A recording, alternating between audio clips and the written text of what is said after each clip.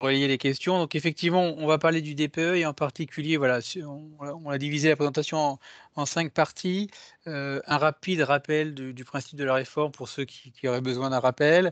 On va alors, il y a une petite erreur sur le sommaire, mais c'est pas grave. On va revenir sur, donc première partie, la réforme du DPE. La deuxième partie, on va être sur l'implication de la RE 2020 et après on va développer plus particulièrement, le DPE au logement et toutes, les petites péripéties qu'on a pu vivre, depuis son entrée en vigueur au 1er juillet, en particulier les ajustements nécessaires à l'automne, puis le DPE immeuble et après on va échanger, c'est plus un échange avec vous sur la partie, perspective et comment on le met en œuvre. Je vais couper la caméra, c'est plus simple pour moi lors de la présentation. Donc première partie, réforme du DPE. D'où vient la réforme? Donc en fait, elle prend appui sur 3 dispositifs législatifs. Il y a la loi Elan qui a créé en 2018 l'opposabilité, donc puisque le DPE devient opposable et en fait, il rentre dans le même, régime juridique que les autres diagnostics, relocation, type installation électrique par exemple, donc on a besoin de fiabilité. Ça prend aussi appui, enfin ça prend aussi origine dans la loi climat, énergie et climat, qui avait créé la définition de la notion de logement à consommation énergétique excessive, donc les passoires thermiques, avec des obligations, on le verra un peu plus tard, hein, sur le décret de janvier 2021. Et donc là aussi, puisqu'on a des nouvelles obligations, il faut qu'on ait un outil qui soit fiable. Et enfin, la convention citoyenne, pour le climat qui s'est traduite par la loi climat et résilience, qui a, défini de nombreuses dispositions qui prennent appui sur le DPE et donc là aussi un besoin de fiabilisation. Alors les principaux objectifs de la réforme, on avait, bien évidemment amélioré la reproductibilité, du DPE, mettre à jour enfin une mise à jour et des développements méthodologiques, sachant que l'ancienne version DPE datait de 2012, donc ça fait maintenant 9 ans, donc on a nécessité de remettre un peu, au goût du jour cette méthode.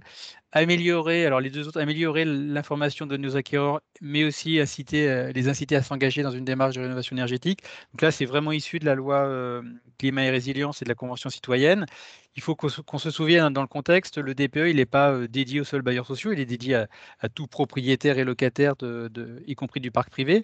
Et donc la volonté forte de la convention citoyenne et repris par l'administration et par l'État, c'est d'avoir un outil qui permet de mieux informer le propriétaire et de le pousser à faire des travaux.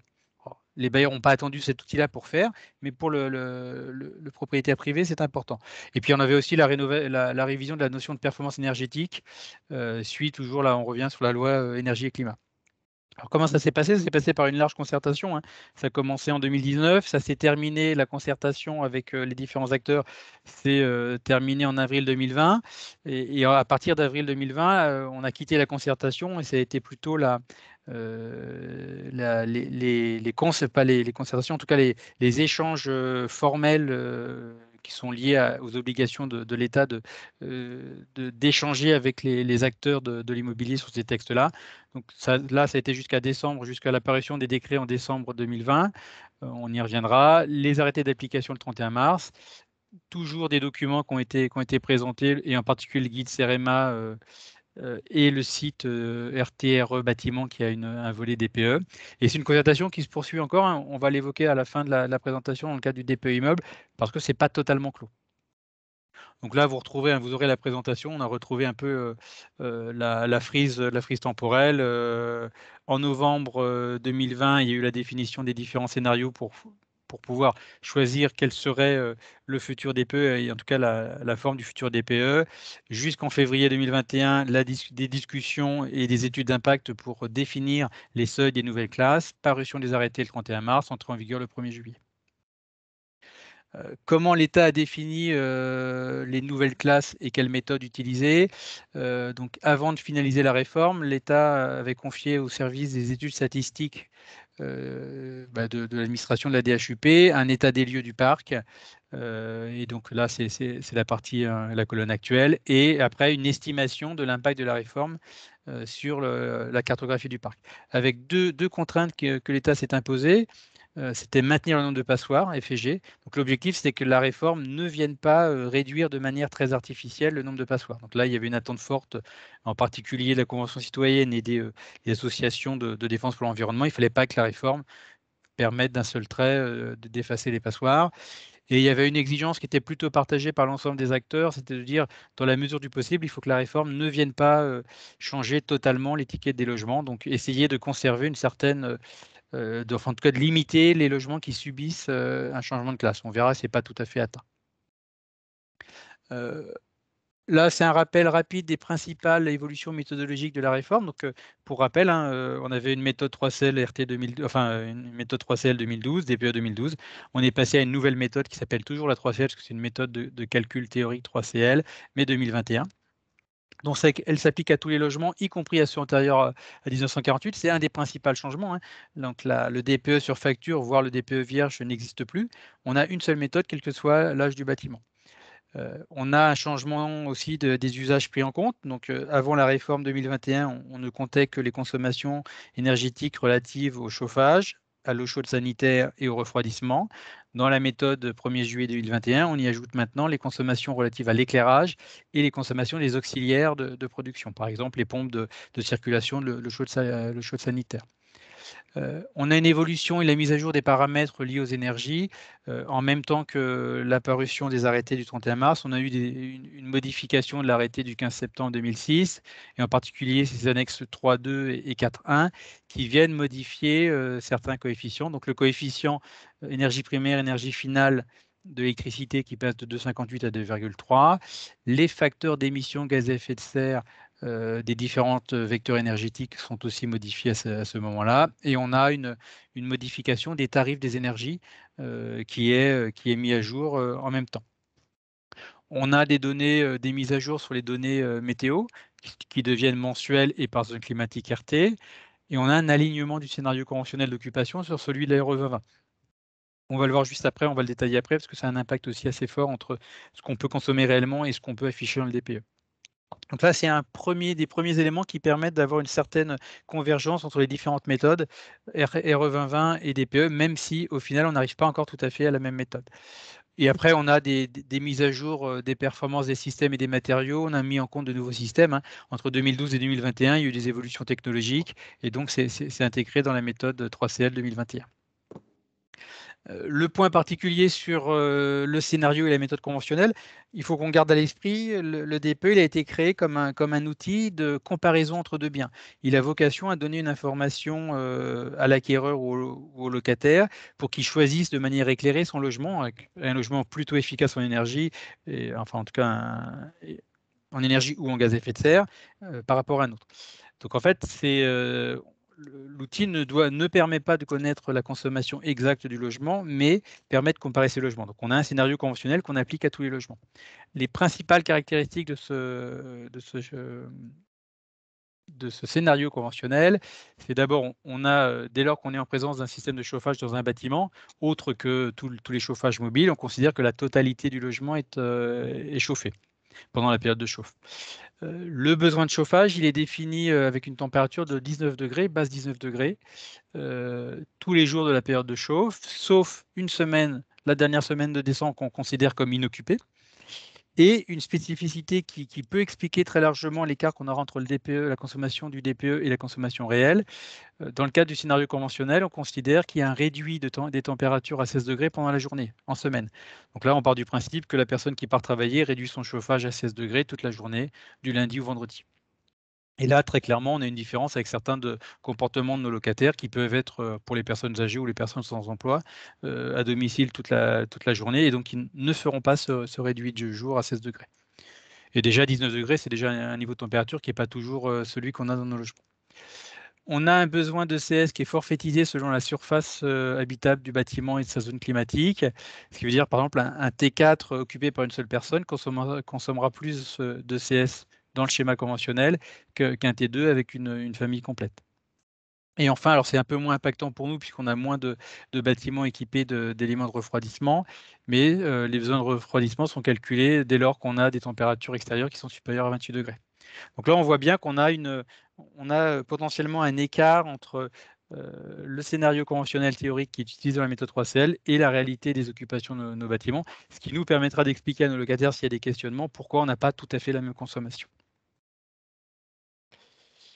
On a un changement vous l'avez peut-être déjà rencontré, hein, pour certains d'entre vous, on a un changement de la maquette DPE. Donc avant, pour rappel, on avait un recto verso. Maintenant, on a un document qui fait 6 pages. Alors là, on est complètement dans la réponse à la demande de la Convention citoyenne, hein. C'est un document qui a vocation à donner de l'information détaillée aux propriétaires et l'inciter à réaliser des travaux. En dernière page du DPE, maintenant, vous avez des programmes de travaux, enfin 2 scénarios d'intervention qui permettent soit de sortir du statut de passoire, soit d'aller vers une étiquette extrêmement performante, avec des coûts associés. Donc on est bien dans cette dimension-là. Je donne de l'information et je pousse le propriétaire à réaliser des travaux. Alors quel impact, hein, donc, dans le cadre des échanges, hein, à l'automne dernier, donc l'administration a étudié plusieurs scénarios possibles. Donc le DPE 2012, on était sur une étiquette énergétique avec une classe de AF et une étiquette production de gaz à effet de serre de AF, de AAG, pardon. Le logement était classé en fonction de sa consommation énergétique. Donc l'administration a étudié plusieurs scénarios. Il y a eu, on maintenait le scénario énergie primaire. Ils ont regardé le scénario, on passe en énergie finale, ce qui correspondait mieux à l'attente par rapport à la passoire, au statut de passoire énergétique en énergie finale de la loi énergie-climat. Ils ont étudié bien évidemment un scénario mixte, une partie énergie primaire, une partie énergie finale. Il y a eu un examen d'un scénario qui prenait en compte et qui mettait en valeur l'usage des énergies renouvelables. Et enfin, le dernier scénario qui a été retenu, c'est celui qui a été détaillé après dans la réforme, c'est à la fois une double étiquette. Je prends en compte l'énergie, mais aussi les émissions de gaz à effet de serre. D'où ce que vous voyez là, qui est le nouveau DPE avec un double seuil pour l'étiquette énergie, un seuil en kilowattheure par mètre carré et par an, et un seuil en kilogrammes de CO2 par mètre carré et par an, sachant que l'étiquette finale du logement est le plus mauvais classement entre le seuil énergie et le seuil carbone. Il y a des modulations en fonction des climats et de l'altitude, hein. Pour les logements qui sont situés au-dessus 800 mètres d'altitude, le seuil entre EF et entre F et G a été différencié. Donc ce double seuil, ça a pour conséquence, c'est que deux bâtiments qui ont une consommation énergétique, une consommation en énergie primaire qui est identique, donc deux bâtiments qui sont construits de manière identique pour le bâti, pourront être classés différemment en fonction du vecteur énergétique. S'ils sont chauffés au fioul, bah, il va y avoir une étiquette gaz à effet de serre qui sera plus mauvaise que s'il est chauffé au gaz. Donc potentiellement, deux bâtiments construits de manière identique avec un vecteur énergétique différent peut avoir une étiquette différente. Et là, vous retrouverez, hein, c'est l'ensemble des textes réglementaires alors il manque celui du 8 octobre, mais on le présente un peu plus tard, c'est pour ça qu'il n'est pas présenté ici. Là, vous avez l'ensemble des ressources nécessaires, réglementaires ou législatives, et le site du ministère sur les DPE. Voilà très rapidement la présentation de l'origine de la réforme. Je vous propose qu'on fasse éventuellement un point après cette deuxième partie sur la loi climat et résilience. Donc la loi climat et résilience, donc c'est un peu plus de 300 articles. Il y a 6 chapitres, dont le chapitre se loger, avec là on fait un focus sur 3 dispositions qui s'appuient sur le DPE et qui ont un impact extrêmement lourd pour les bailleurs sociaux. La première disposition, c'est l'article 155 qui crée une définition de ce qu'est une rénovation performante. Et donc cette définition, elle est basée sur l'étiquette DPE. Pour qu'une rénovation soit considérée comme rénovation performante, elle doit permettre ce que le logement atteigne l'étiquette A ou B et étudie à minima les 6 postes d'intervention d'une rénovation énergétique, à savoir l'isolation de la toiture, l'isolation du plancher bas, l'isolation des façades, un travail, en tout cas un minimum une étude sur les menuiseries extérieures, sur les systèmes de production, distribution, ECS et chauffage, voire refroidissement, et une étude sur le système de ventilation. Alors pourquoi c'est un impact potentiel fort pour les bailleurs? C'est que dans les débats, quand on a écouté les débats à l'Assemblée, tant à l'Assemblée qu'au Sénat, on s'aperçoit que cette volonté du législateur, c'est de faire de cette définition potentiellement une éco-conditionnalité des financements. Demain, potentiellement, l'État ou les collectivités locales pourraient ne financer que des opérations qu'on pourrait qualifier de rénovation performante. Sachant que ça, c'est quand même une définition qui est très exigeante. Je ne l'ai pas dit, mais vous le savez peut-être, pour les bâtiments qui sont classés F et G, il y a une exception. L'étiquette d'atteinte peut être limitée au C, mais avec l'obligation de traiter à minima les 6 postes, de travaux détaillés précédemment. Donc voilà, donc potentiellement une nouvelle définition et un impact sur éventuellement les financements. La deuxième mesure assez significative, c'est l'article 158 qui crée l'obligation d'un DPE immeuble pour tous les immeubles collectifs et pour nous, monopropriétaires, une obligation de réaliser ces DPE immeubles avant le 1er janvier 2024. Pour les copropriétés, il y a un échéancier un peu différencié. Pour les plus de 200 lots, c'est avant le 1er janvier 2024. Entre 200 et 50 lots, le 1er janvier 2025. Et pour les moins de 50 lots, l'obligation du DPE immeuble pour le 1er janvier 2026. L'autre exception, c'est cette obligation ne s'applique qu'aux bâtiments dont le permis de construire a été déposé avant le 1er janvier 2013. Donc avant les bâtiments qui ont été construits sous l'empire de l'ERT 2012, considérant que les bâtiments construits sous l'empire de l'ERT 2012 ont déjà un niveau de qualité et de performance énergétique qui ne nécessite pas ce DPE complémentaire. Donc là, on est vraiment dans une disposition qui répond à l'attente forte de la Convention citoyenne, qui a bien vocation de donner à voir aux propriétaires, copropriétaires et monopropriétaires l'état énergétique et environnemental de son bâtiment, pour là encore le pousser à faire des travaux. Donc là aussi, les bailleurs n'avaient pas besoin spécialement de ce document-là, puisque vous faites déjà des stratégies patrimoniales d'intervention, mais en tout cas, c'est l'origine de cette disposition. Et enfin, la troisième disposition extrêmement impactante pour les bailleurs, c'est la définition de la décence énergétique, article 160, qui elle aussi se base sur l'étiquette DPE. Et je le détaille juste après, je vous remets une frise sur la décence. Alors, vous voyez, il y a les trois échéances qu'on a dans la loi climat, 1er janvier 2025 pour les bâtiments G, 1er janvier 2028 pour les bâtiments F et 1er janvier 2034 pour les bâtiments E. Ça, c'est issu de la loi, l'article 160 de la loi climat et résilience. On a déjà, je ne sais pas si vous l'aviez remarqué ou observé, on a eu l'apparition d'un décret le 11 janvier 2021 qui est la traduction de la loi énergie-climat, qui traduit l'obligation aussi l'indécence des logements à partir du 1er janvier 2023, les logements qui auront une consommation énergétique en énergie finale supérieure à 450 kWh par mètre carré par an. Donc c'est une obligation qui est relativement limitée puisqu'elle ne s'applique qu'aux logements qui consomment plus de 450 kWh d'énergie finale. Donc quand vous êtes en gaz, ça fait 450 kWh d'énergie primaire, mais quand vous êtes en électricité, ça fait un peu plus de 1100 kWh d'énergie primaire en électricité, puisqu'on a le coefficient 2,3. Et ça ne s'applique qu'aux nouveaux baux signés à partir du 1er janvier 2023. Donc entre janvier 2023 et janvier 2025, vous aurez cette contrainte d'indécence limitée aux nouveaux baux. Pour après, à partir du 1er janvier 2025, la loi climat résilience s'applique et donc on est bien sur la décence, y compris pour les logements et les contrats en cours.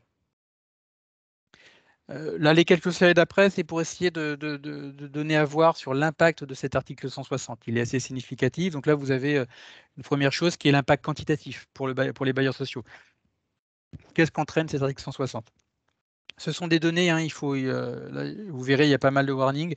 C'est des données qui sont basées sur l'étude prospective du SDES. Donc, les services de l'administration ont défini quel était le nombre de logements ABCDEFG avant réforme. Ils en ont estimé le nombre après réforme. Et donc, ça, c'est ces chiffres-là. Et donc là, c'est la somme cumulée des bâtiments ou des logements qu'on aurait à traiter pour respecter les échéances de la loi climat résilience. On voit 2025, on doit traiter à peu près, enfin, un peu plus d'1,5% du parc social doit être traité pour respecter l'exigence de 2025. Quand on est en cumulé, 2028, il aura fallu traiter près de 8% du parc. Et on voit qu'en 2034, à ce stade, toutes choses égales par ailleurs, il faudra qu'on ait traité près de 1 200 000 logements d'ici 2034 si on veut respecter les exigences de la loi climat et résilience. Ce qui fait plus de 120 000, 140 000 logements par an, quasiment depuis aujourd'hui jusqu'à 2034. Après, je vais vous présenter, on a essayé aussi de chiffrer quel était le coût. Et donc là, vous allez avoir deux éléments. On a étudié le fichier relatif au financement Palulos du plan de relance 2021. Donc, c'est 1055 opérations, un peu plus de 37 000 logements. Donc, c'est majoritairement les opérations qui sont au stade du financement en 2021, donc pas réalisées et peut-être pas encore des prix d'appel d'offres. C'est sur l'ensemble du territoire. Les performances énergétiques avant et après l'intervention sont basées sur la méthode DPE avant réforme, puisqu'on n'avait pas encore à ce moment-là la méthode après, et c'est essentiellement très, très, très majoritairement du logement collectif. Et on avait une deuxième analyse qui était là un autre échantillon de 733 opérations. Il y a une petite erreur, c'est 26 000 logements. Là, c'est les opérations qui ont été financées et réalisées entre 2016 et 2021 sur un territoire qui est plus centré, c'est l'Auvergne-Rhône-Alpes, l'Alsace et le Bourgogne et Île-de-France. Toujours du DPE ancienne méthode et essentiellement des logements collectifs. Donc là, sur le premier échantillon, plan de relance, on voit, vous avez à peu près le prix moyen et le nombre de logements concernés de l'échantillon en fonction de l'exigence en saut de classe. On voit que majoritairement, sur ces 37 000 logements, les bailleurs ont, dans leurs opérations de réhabilitation, ces opérations permettaient en moyenne de sauter 2 classes DPE, voire 3 classes, pour un prix moyen aux alentours de 48 000 euros. Ce qu'on voit aussi dans cet échantillon, c'est que, et c'est là que ça redonne l'importance de ce que je vous disais sur la définition d'une rénovation performante. Dans ces opérations-là financées en 2021, il n'y en a que la moitié qui respectent la définition de rénovation performante. Donc là, on voit toute l'importance et toute l'exigence de cette définition. Là, on est sur l'échantillon 2016-2021. Donc là, on revoit, là aussi, hein, dans cet échantillon de 26 000 logements, majoritairement, les opérations portées par les bailleurs, c'est des sauts de 2 à 3 classes. Donc, on passe par exemple de FAC, de G à D, ou de E à de AC, avec un prix qui est un peu plus faible là, puisque c'est ce qui est assez logique, hein, puisqu'on est plutôt sur des opérations qui datent de 2016 à 2021, qui n'ont pas subi les différentes augmentations des coûts de la construction pour cette période, et encore moins les problématiques de pénurie et de Covid. On a un focus sur les bâtiments E, puisque là, on avait voulu vraiment étudier quel était l'impact de l'article 160 et de l'arrivée des bâtiments E dans la passoire, dans le terme passoire énergétique en 2034. Et là aussi, on voit que globalement, on était sur les opérations à peu près 38 000 euros TTC. Sachant que ce sont des coûts qui sont coûts prix de revient d'opération, hein. Donc, c'est TTC, ça intègre aussi les honoraires et ce n'est pas que les coûts liés à l'intervention thermique, puisqu'on n'a pas cette information, c'est les coûts globaux des opérations. En tout cas, on voit, hein, on est entre 38 et 48 000 euros et on sait qu'on a 1 200 000 minimum logements à traiter. Donc là, on parle de les ordres de grandeur en enveloppe, hein, si on veut respecter la climat résilient, c'est aux alentours de 60 milliards. Ça, c'est le minimum. Et probablement que les coûts risquent d'avoir peut-être un peu augmenté et que le nombre de logements avec la réforme des bœufs peut augmenter. Donc on sait qu'on est à minima à 60 milliards d'investissements sur 10 ans, 10-11 ans, voire plus. C'est les ordres de grandeur. L'enseignement qu'on doit tirer, hein, de la loi climat résilience, c'est que le DPE devient l'indicateur de performance énergétique du patrimoine. Quoi qu'il arrive, il faut que vous puissiez avoir cet indicateur sur votre patrimoine, puisque les politiques publiques s'appuient maintenant essentiellement sur ce critère-là et cette information DPE. Ça a comme conséquence pour nous la nécessité de remettre à jour les DPE sur l'ensemble du patrimoine. Ça, c'est pas une grande nouveauté. Mais l'autre sujet, c'est l'importance encore plus élevée de pouvoir renseigner de manière fiable et rigoureuse la base de type RPLS. On sait que l'administration, quand elle va définir l'état du parc actuel et les ambitions du parc, va s'appuyer sur ces données-là. Donc, plus on aura des données fiabilisées, plus on a des chances que les politiques publiques se basent sur de bonnes données et soient le plus réaliste possible. Là, très rapidement, vous pourrez le lire, hein, je vous ai rappelé les actions que l'USH a portées par rapport à cette réforme, hein. C'est un souhait d'une fiabilité sans faille. Au regard de l'impact du DPE sur nos stratégies patrimoniales, il faut que le DPE soit fiable. La volonté d'avoir un calendrier fiable et validé. Et donc là, on n'est pas encore complètement le sujet, puisqu'on a encore des incertitudes sur le calendrier. La volonté d'avoir un DPE collectif et une déclinaison en DPE logement qui soit simple et en phase avec la réalité de l'occupant, hein. On a bien rappelé qu'on a, nous, des spécificités. la hiérarchisation partagée des données d'entrée, qu'on définisse tous ensemble quelles sont les données les plus impactantes pour qu'on aille faire des efforts que sur celles-ci. Et puis après, une volonté forte d'avoir un état de restitution qui soit exploitable par les bailleurs pour que vous puissiez conserver dans vos systèmes d'information l'ensemble des données des PE. Voilà pour ces premières parties. Réforme, les origines de la réforme et l'impact de la loi climat et résilience. Je ne sais pas, Thierry, s'il y a déjà des questions. Pour l'instant, nous n'avons pas de questions, mais, Ok. Bon. mais vous Bon, pouvez... c'est pas trop tard, hein, vous pouvez revenir dessus. Donc, je continue. Donc là, sur cette partie 3, l'idée, c'est de faire vraiment un focus sur le DPE logement, tel que pourrait faire un copropriétaire privé ou tel qu'on peut le faire à la relocation. Et donc là, on va parler un peu de son entrée en vigueur, des premiers retours d'expérience et des dysfonctionnements que vous avez pu entendre et les ajustements à apporter. Donc là, on a voulu, j'ai voulu mettre en exergue le calendrier de la réforme des PE logements sur l'année 2021. Donc le 31 mars, publication des arrêtés qui définissent la méthode, avec une entrée en vigueur 3 mois après. Donc, habituellement, hein, nous, on se bat à chaque fois qu'il y a un nouveau texte réglementaire, on se bat pour que le délai d'application soit plus proche de 6 mois, ce qui est plus une temporalité pour les acteurs de la filière construction. Là, on avait 3 mois, ce qui est toujours mieux que lorsqu'on en a que le décret rentre en entrée en vigueur le lendemain de sa parution. Je m'arrête, j'ai un écho qui... Si on pouvait bien couper les micros, parce que j'ai un écho qui est compliqué pour avancer. Merci. Donc voilà, donc ça se passait plutôt pas mal. Pour une fois, on avait 3 mois entrés en vigueur. C'est pas merveilleux, mais c'est mieux que d'habitude. Ça commençait déjà à déraper un tout petit peu le 17 juin avec un nouvel arrêté, un arrêté modificatif le 17 juin qui vient modifier, qui vient instaurer une période transitoire de validation des logiciels. Comment sont validés les logiciels? Donc l'État publie la méthode. C'est ce qui a été fait dans les arrêtés du 31 mars. Les éditeurs de logiciels DPE développent, codent la nouvelle méthode dans leur outil, l'outil de diagnostic. Et après, ils doivent tester leur développement informatique grâce à des cas tests fournis par l'administration. Donc l'administration fournit un jeu d'entrée de données, un jeu de sortie en fonction des entrées, et l'éditeur de logiciel, après avoir développé son logiciel sur cette méthode, fait l'entrée de données et vérifie que les entrées de sortie sont satisfaisantes.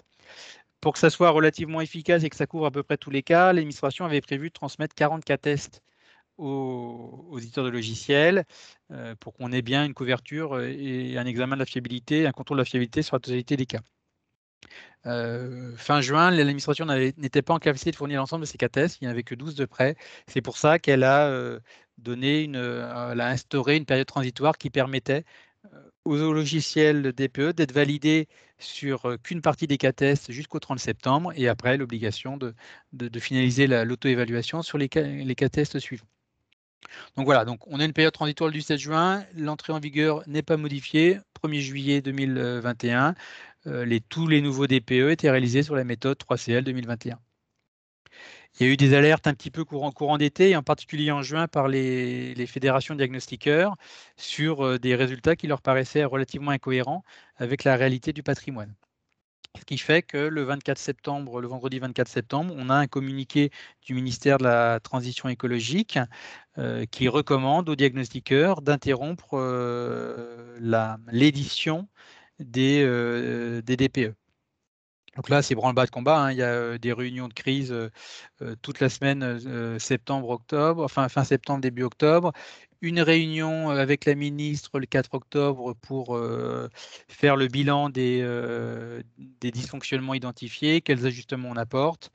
Une parution de décret, un décret paru le 14 octobre, mais qui est en date du 8 octobre. On va le détailler, hein, qui modifie les arrêtés du 31 mars, entrée en vigueur le 17. Une période transitoire où on peut utiliser les deux méthodes, le temps que les logiciels soient mis à jour, etc., jusqu'au 31 octobre. Et le 31 octobre, l'obligation réglementaire d'utiliser la méthode ajustée pour réaliser un DPE. Alors pourquoi ces changements-là? Donc là, vous voyez sur le graphique, ça c'est des documents qui ont été présentés lors de la réunion en présence de la ministre, réunion de crise le 4 octobre. En bleu, vous avez la répartition du patrimoine sur ancien DPE. En jaune, c'est ce qui était attendu de manière théorique, hein, c'est l'estimation qui avait été faite par le SDES. On devait, avec l'application de la nouvelle méthode, avoir une répartition qui était enfin qui était changée, mais qui était représentée en jaune. Et en rouge, c'est ce qui a été mesuré par les diagnostiqueurs sur les 384 000 premiers DPE qui ont été réalisés entre juillet et fin septembre. Et donc on voit, en particulier sur les G, et un peu sur les F aussi, on voit une surreprésentation des bâtiments G, beaucoup plus nombreux qu'attendus. Là, on a la même répartition, mais en fonction de la date de construction des bâtiments. Et donc là, on voit aussi que les bâtiments construits entre 48 et 74, qui est une part non négligeable, hein, du parc social, on a une très grosse surreprésentation des bâtiments F et G pour cette catégorie d'âge. Donc ça, c'est le constat des diagnostiqueurs. Alors, ils ont été plus loin, les diagnostiqueurs. Ils ont identifié les quelques difficultés rencontrées. Il y en a principalement 6, 4 qui ont un impact réel sur l'étiquette et 2 qui ont un impact sur d'autres données du DPE, mais pas un impact sur l'étiquette. Le premier dysfonctionnement observé, c'est en particulier sur l'isolation. Dans la méthode de juillet 2021, en cas d'absence d'examen visuel par des diagnostiqueurs de la présence d'un isolant, ils considèrent qu'il n'y a pas d'isolation. Et en plus, donc il utilise une donnée par défaut, et quand il y a un isolant, il utilise une donnée par défaut qui est en fonction de la date de construction estimée du bâtiment ou du logement. Et dans le cadre de la méthode juillet 2021, cette donnée par défaut sur les murs a été dégradée. On avait 2 en 2012, on est passé à 2,5 en 2021. Voilà. Donc ça, c'est un impact qu'on va le voir assez significatif sur les résultats. Le deuxième dysfonctionnement qui a pu être observé, en tout cas la modification entre la méthode 2012 et la méthode 2021, c'est sur les ventilations et en particulier les logements qui sont ventilés par ouverture de fenêtres. En 2012, on avait un débit de ventilation dans ce cas-là qui était de 2,3 m3 par heure. Il a été doublé dans le cadre de la nouvelle méthode. Et donc bien évidemment, plus on a de renouvellement d'air, plus on a de consommation énergétique, plus on a de dégradation de l'étiquette du logement. Le troisième ajustement, il est lié à la perméabilité à l'air. Alors c'est là aussi, on a eu des modifications des coefficients liés à la perméabilité à l'air, et on a aussi une méthode qui a un peu évolué. Alors, ça a des impacts plus faibles sur le résultat final, mais ça a des impacts quand même. Et quand on cumule à force les dérives, ça fait une dérive plus importante. Le troisième dysfonctionnement observé, alors c'est plus limité, c'est sur les bâtiments collectifs ayant une eau chaude sanitaire collective, ce qui représente quand même près d'un bâtiment sur deux, hein, pour les bâtiments qui sont construits entre 45 et 70. C'est aussi pour ça qu'on a cette spécificité sur cette date de construction, où là, il y avait une erreur dans la méthode et la consommation énergétique pour la circulation de l'eau chaude, enfin les pompes de circulation d'eau chaude sanitaire, les auxiliaires d'eau chaude sanitaire étaient égales quasiment à la consommation énergique nécessaire au réchauffement de l'eau. Donc on voit bien qu'il y avait une erreur significative et qui va être, on va le voir, qui va être ajustée après. Les deux autres dysfonctionnements qui n'ont pas d'impact sur l'étiquette, mais qui sont quand même visibles dans le DPE, c'est sur le coût de l'énergie. Vous vous rappelez, sur la première page du DPE, on affiche la consommation énergétique, enfin la consommation du logement en euros, qui est égale à la consommation énergétique multipliée par un prix au kilowattheure, qui est un prix réglementaire. Donc dans la méthode initiale, on avait une méthode par tranche cumulable, ce qui a mené dans certains cas une surestimation en euros de manière très importante, hein. Ça a été estimé à environ 25% de surestimation en euros. Et donc le dernier dysfonctionnement, c'est lié au confort d'été. Là aussi, il n'y a pas de, ça ne joue pas sur l'étiquette, mais dans le nouveau DPE, vous avez une caractéristique du confort d'été, un classement entre mauvais, moyen, bon. Et là, dès lors qu'on avait une menuiserie qui n'était pas occultée, donc l'absence d'une occultation de volet roulant ou de volet battant sur une fenêtre qui était exposée sud, ouest, ouest, le fait d'avoir une absence d'occultation dégradait la note de confort d'été, y compris si cette fenêtre était une fenêtre de toilette ou une fenêtre de salle de bain, où par nature, il y a quand même très rarement des occultations. Donc là, on avait une dégradation de la note de confort d'été. Là, c'est quelques exemples. On a 2 exemples à suivre qui ont été présentés aussi par l'administration. Donc là, on est sur une maison individuelle à Toulouse, chauffée au fioul. L'isolation n'avait pas pu être observée par le diagnostiqueur, donc il a pris une valeur par défaut. Et la ventilation naturelle, c'est la ventilation par ouverture des fenêtres. Donc là, on s'aperçoit, vous avez la consommation d'énergie primaire en bleu, c'est avant ajustement, et en jaune, c'est après l'arrêté du 8 octobre qui modifie la méthode. Donc on voit qu'on a une diminution significative de la consommation d'énergie primaire, et d'autant pour la partie gaz à effet de serre. Donc, comme on est au fuel, on a une forte consommation de gaz à effet de serre, et c'est le GES qui est prépondérant pour la note, et on s'aperçoit que grâce aux ajustements, hein, donc le débit a été modifié avec la nouvelle méthode, et le humur a été modifié puisqu'il y a eu une observation indirecte. Il pouvait voir de manière indirecte la présence d'un isolant. Donc on est passé de 2,5 à 1, ce qui nous permet dans ce cas-là, d'un bâtiment qui était classé F, il est redevenu classé E. On a un deuxième cas, là, on est sur un bâtiment collectif à Bordeaux, chauffage énergie joule, donc chauffage électrique. Donc là, c'est plus les gaz à effet de serre qui va être prépondérant dans la classification, mais bien la consommation d'énergie primaire. Et là aussi, donc là, on a trois ajustements qui s'appliquent. Là encore, l'isolation qui n'avait pas été observée, qui est observée de manière indirecte. Donc on passe à un humeur de 2,5 à 1. La ventilation est modifiée. Et là, comme on est sur un bâtiment avec une eau chaude sanitaire, on a la modification, l'ajustement lié à la rectification de l'erreur sur le chaude sanitaire. Et là, vous voyez, on passe de 530 à 383 kWh. Et là aussi, on passe d'un bâtiment qui aurait pu être classé G, enfin qui était classé G dans la première version du DPE, à un bâtiment qui est redevenu F après l'ajustement. Donc en résumé, là, c'est les ajustements qui ont été retenus dans l'arrêté du 8 octobre. Vous avez le lien en partie basse de la slide qui vous amène vers l'arrêté du 8 octobre. Donc on a vu 6 dysfonctionnements, on a 7 dispositions dans l'arrêté ajustement. Donc une première, c'est l'isolation, hein, comme on l'a vu. Ce qui est extrêmement important, c'est la capacité de diagnostiqueur d'avoir une observation indirecte. Ça, c'était un débat qu'on avait avec les diagnostiqueurs et avec l'administration. Effectivement, le diagnostiqueur n'a pas la capacité de voir à travers les murs. Ça, on en est tous conscients. D'ailleurs, on pourrait échanger avec ce Cotec sur ce point-là. Par contre, lorsque vous avez une isolation par l'extérieur, c'est quelque chose qu'on peut observer de manière assez facile au droit d'une ouverture. Il est évident que le mur entre l'isolant plus le mur béton, par exemple, est très largement supérieur au seul mur béton. Donc, on peut savoir s'il y a une isolation ou il n'y a pas d'isolation. On peut éventuellement mesurer son épaisseur. On ne connaît pas, par contre, la qualité de l'isolant, ça c'est sûr. Mais en tout cas, vous l'avez vu, rien que le fait de savoir qu'il y a une présence d'isolant, ça permet de réduire et de s'approcher de la réalité. On a aussi la capacité de faire des sondages, hein, et dans certains cas, ça peut être utile sur des bâtiments de taille importante. La ventilation a été modifiée, on est revenu sur le débit identique à la méthode de 2012. La perméabilité, donc sur le coefficient de perméabilité, ça a été modifié. On a une modulation en fonction de la présence d'isolant et les joints de fenêtre. L'erreur sur le bouclage de CS a été rectifiée. On a une modification sur le prix de l'énergie. On est toujours par tranche, mais maintenant, c'est des tranches non cumulatives. Et priori, ça correspond mieux à la réalité des coûts énergétiques. Pour le confort d'été, l'arrêté a intégré une exception pour les petites fenêtres.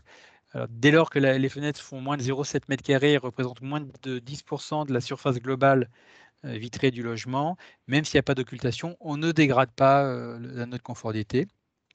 Et enfin, ce qui est impactant, hein, ce qui est complémentaire à cet ajustement, il y a eu un report de la date de validation définitive des logiciels au 31 mars. Initialement, dans les arrêtés du 31 mars, les éditeurs logiciels devaient avoir fini et validé avec l'administration leur logiciel au 31 décembre 2021.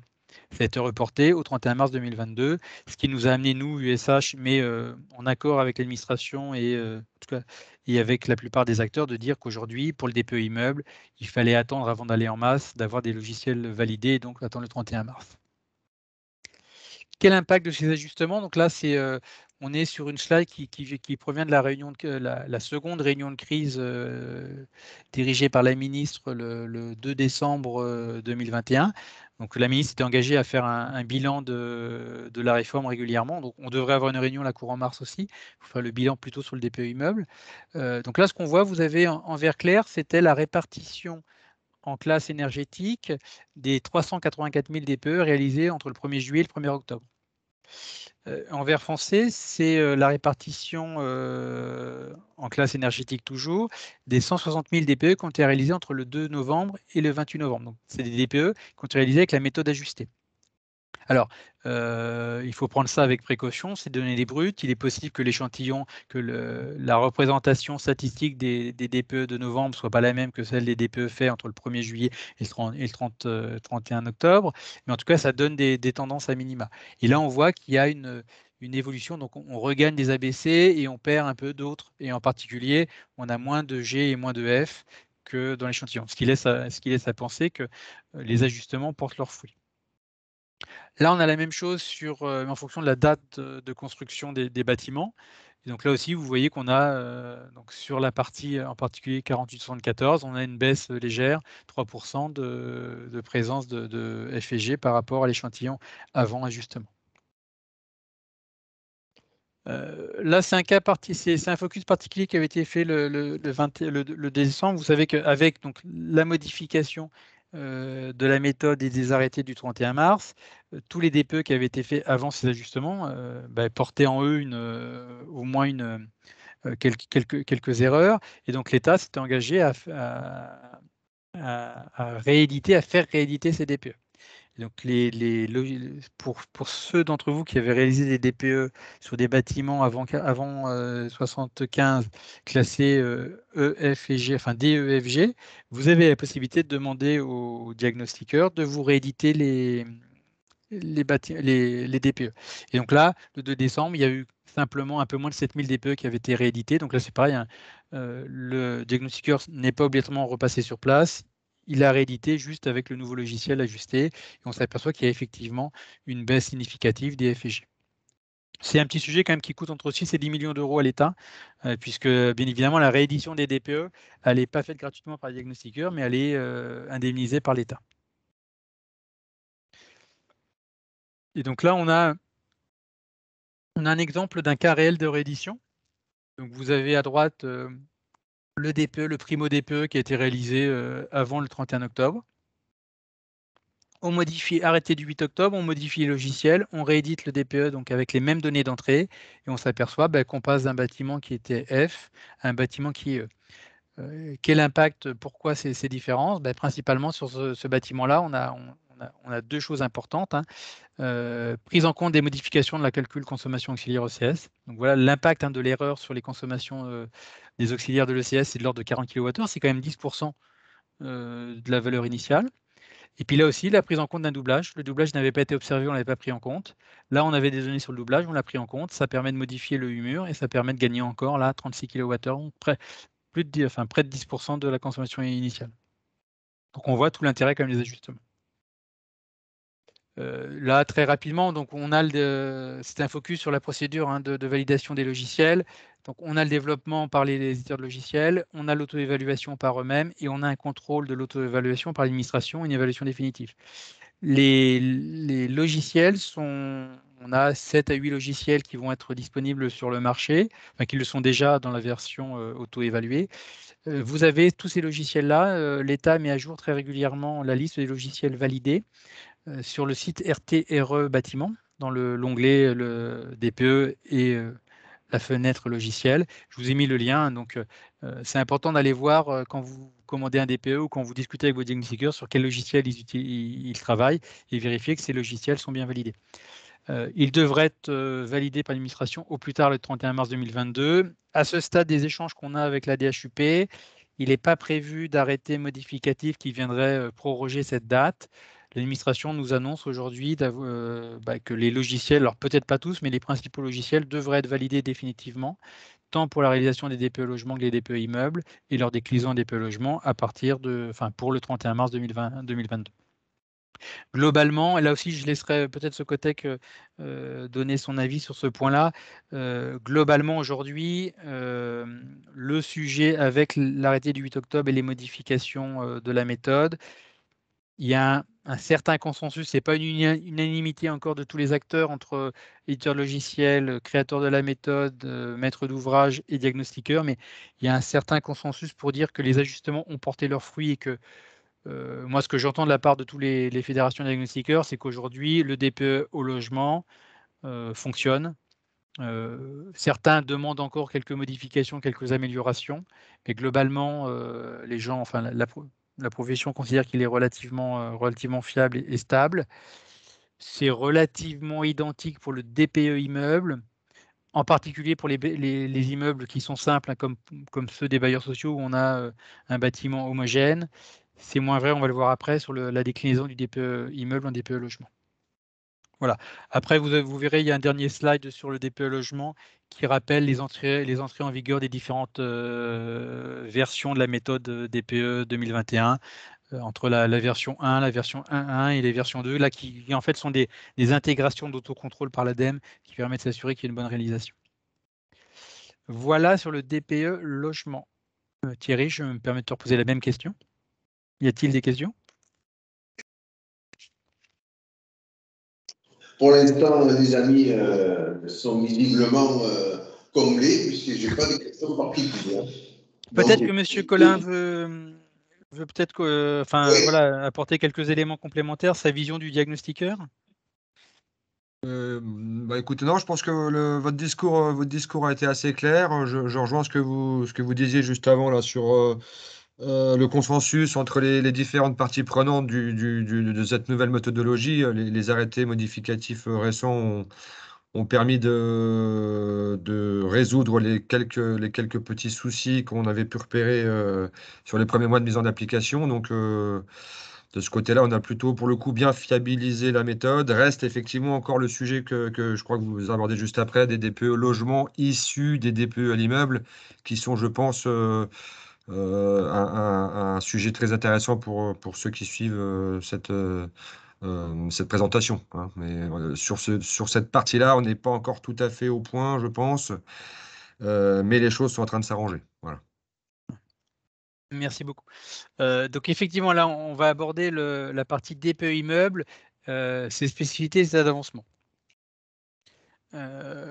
Là encore, un jour fait, là, c'est un stade qui est issu de la réunion de crise du 4 octobre. Donc, il y a les problèmes de DPE logement. La ministre et l'administration ont réuni toutes les parties prenantes.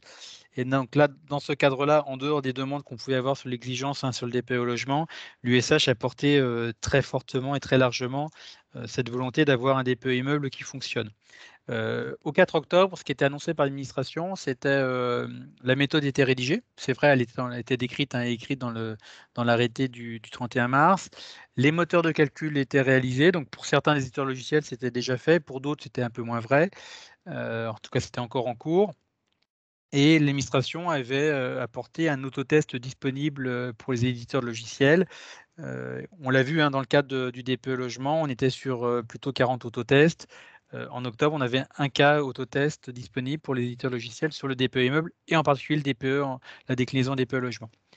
Et ce qu'annonçait de manière transparente l'administration, qu'il y avait encore des fonctionnalités à développer pour bien clore complètement ce développement du DPE immeuble et sa déclinaison DPE logement.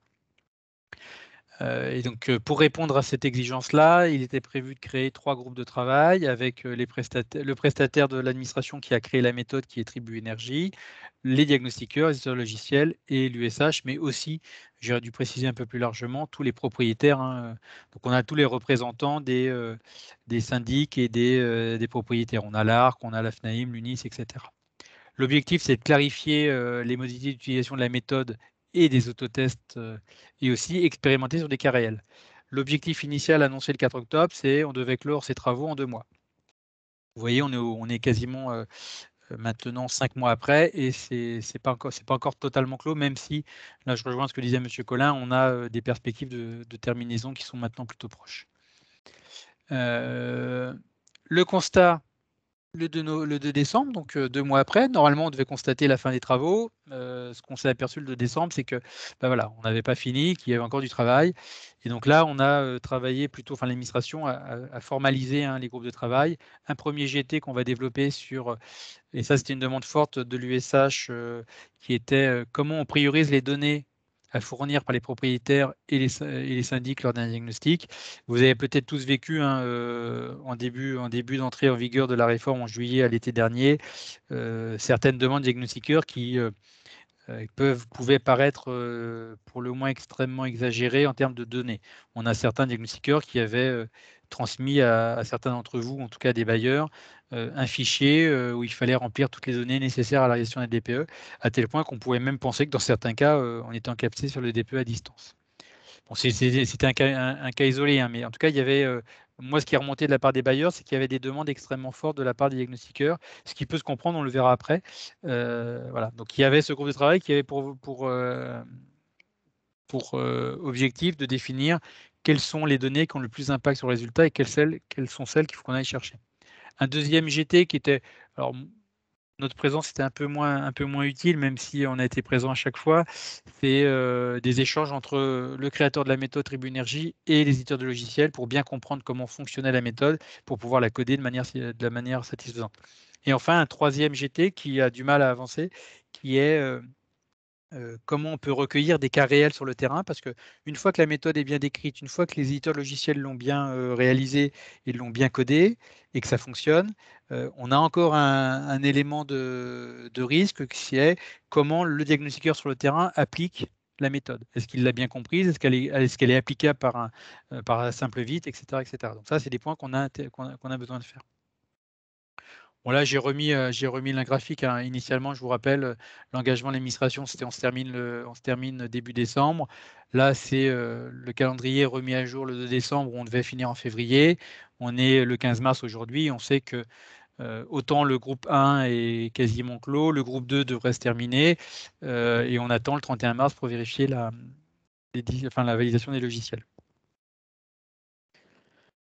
Sur le GT1, on a eu trois réunions. L'objectif, et donc ça devrait sortir incessamment sous peu, c'est l'administration va publier à l'intention des maîtres d'ouvrage un document qui est à peu près cette forme-là, qui pour chacun des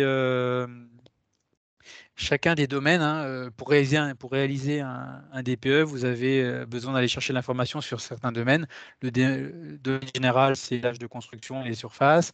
Un domaine sur l'enveloppe, hein, comment est construit mon bâtiment et quelle est son enveloppe thermique. Un domaine qu'on peut regrouper qui va être tous les équipements techniques, hein, production, distribution, émission, chauffage, eau chaude sanitaire, refroidissement, ventilation.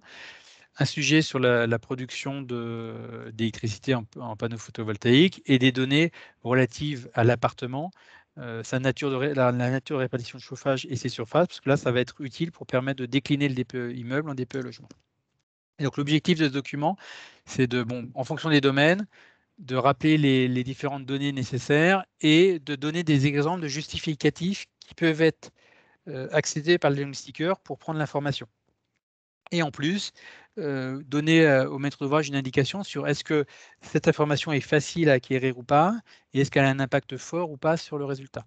Ce n'est pas la peine de se fatiguer à aller chercher l'information qui serait très difficile et qui n'aurait pas d'impact sur le résultat. Il vaut mieux qu'on se concentre sur les données qui vont impacter l'étiquette DPE. Donc il y a eu une première réunion. Alors moi j'ai présenté ces objectifs à un groupe de bailleurs référents. Moi je réunis régulièrement une quarantaine de bailleurs qui me permet de définir une position USH qui est validée, qui est échangée avec les bailleurs et le terrain pour être sûr de ne pas être à côté de vos attentes. Et donc là, ce qu'on s'était dit par rapport ce que les bailleurs m'avaient demandé de porter par rapport à ces éléments-là, c'est de dire, OK, on est d'accord pour travailler sur de la recherche de données. Ça doit permettre l'édition d'un DPE plus fiable et conforme à l'immeuble. Ça doit nous permettre d'avoir un DPE plus performant en limitant l'usage de données par défaut, donc c'est extrêmement important pour nous. Et ça doit, en théorie, permettre de réduire le coût des DPE in fine, puisque si on apporte un nombre important d'informations, ça va faciliter le travail du diagnostiqueur. Donc ça, les objectifs étaient partagés. Les limites, par contre, les limites et les points de vigilance, c'est que les bailleurs souhaitaient que si on fait ce travail d'apporter des données, deux conditions, c'est que il ne faut pas que l'acquisition des données coûte beaucoup trop cher, et il faut s'assurer que si on apporte des données, le diagnostiqueur les utilise, parce que si on fait un travail d'acquisition et qu'en plus il n'est pas utilisé derrière, on aura tout perdu. Ce qui nous amène, hein, et là aussi je laisserai ce côté réagir aux conseils qu'on peut nous donner à nos bailleurs, ça nous amène que dans les cahiers des charges, je pense qu'il est important que vous puissiez discuter avec vos diagnostiqueurs sur comment il appréhende la recherche de données, comment il va appréhender l'information que vous pouvez lui transmettre et quelle est sa politique par rapport à l'usage de données par défaut. Alors, sur la première réunion du GT référent, hein, avec la DHUP, donc il y avait quelques bailleurs qui m'accompagnaient. C'est une réunion qui a duré à peu près 3 heures. On a passé 2 heures sur 2 données. Les 2 premières qui sont peut-être, qui ont un impact significatif sur le résultat et qui sont importantes. La première, c'est données sur les surfaces. Avec, alors peut-être moins encore les bailleurs que les propriétaires privés, c'est de se dire qu'aujourd'hui, en copropriété, le syndic n'a pas toujours les surfaces des logements, ce qui est une vraie difficulté.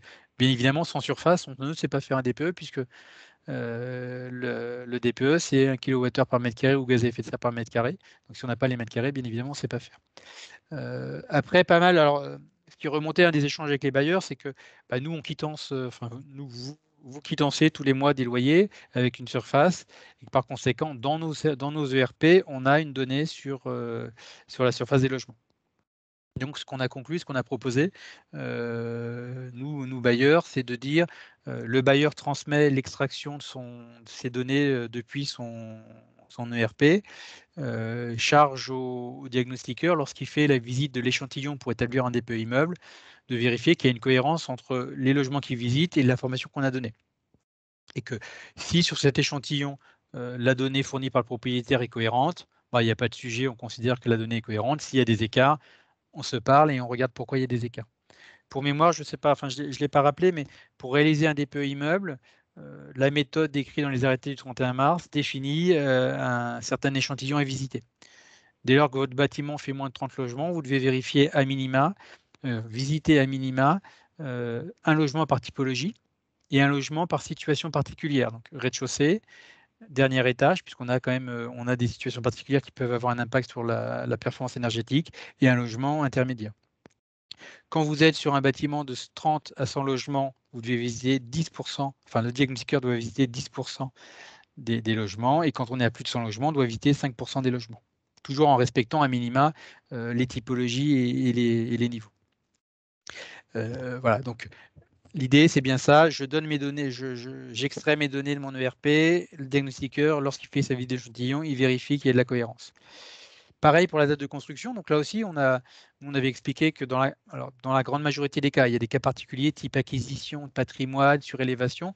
On peut avoir dans nos ERP des dates de construction ou des dates d'acquisition qui ne sont pas tout à fait les mêmes que la date de construction. Mais globalement, sur le parc qui a été construit et exploité par le bailleur, à minima, vous avez des dates de première convention, de conventionnement, vous avez des dates de première mise en service, vous avez des dates de construction, voire des dates de PC. Donc là, l'idée aussi qui avait été proposée par les bailleurs, c'était de dire je fournis un maximum d'informations à mon diagnostiqueur. Dans la mesure du possible, je lui indique quelle est la nature de cette information. Et si j'ai des éléments qui le prouvent, je les apporte. Charge là aussi au diagnostiqueur lors de sa visite. Un DPE immeuble ou comme un DPE logement ne se fait pas sans une visite sur site. Il a la capacité de vérifier la cohérence de l'information. Et ce, d'autant plus que dans le cadre de la méthode et du guide CEREMA, il est bien rappelé qu'en l'absence de données, le diagnostiqueur a la capacité d'estimer la date de construction. Voilà, donc à chaque fois, la position portée par les bailleurs et donc par l'USH, c'est de dire je donne un maximum d'informations, puisque là, ça va me permettre de fiabiliser mon DPE et d'avoir un DPE qui est le plus proche de la réalité. Et en même temps, le diagnostiqueur, avec ses compétences, il vérifie la cohérence de l'information. Le troisième point extrêmement important qu'on a pu aborder dans cette réunion, et ça a un impact très fort sur le résultat du DPE, c'est les informations relatives aux équipements. La nature des chaufferies, enfin du chauffage. Alors déjà, la nature du vecteur énergétique, c'est extrêmement important puisque ça a un impact sur les gaz à effet de serre.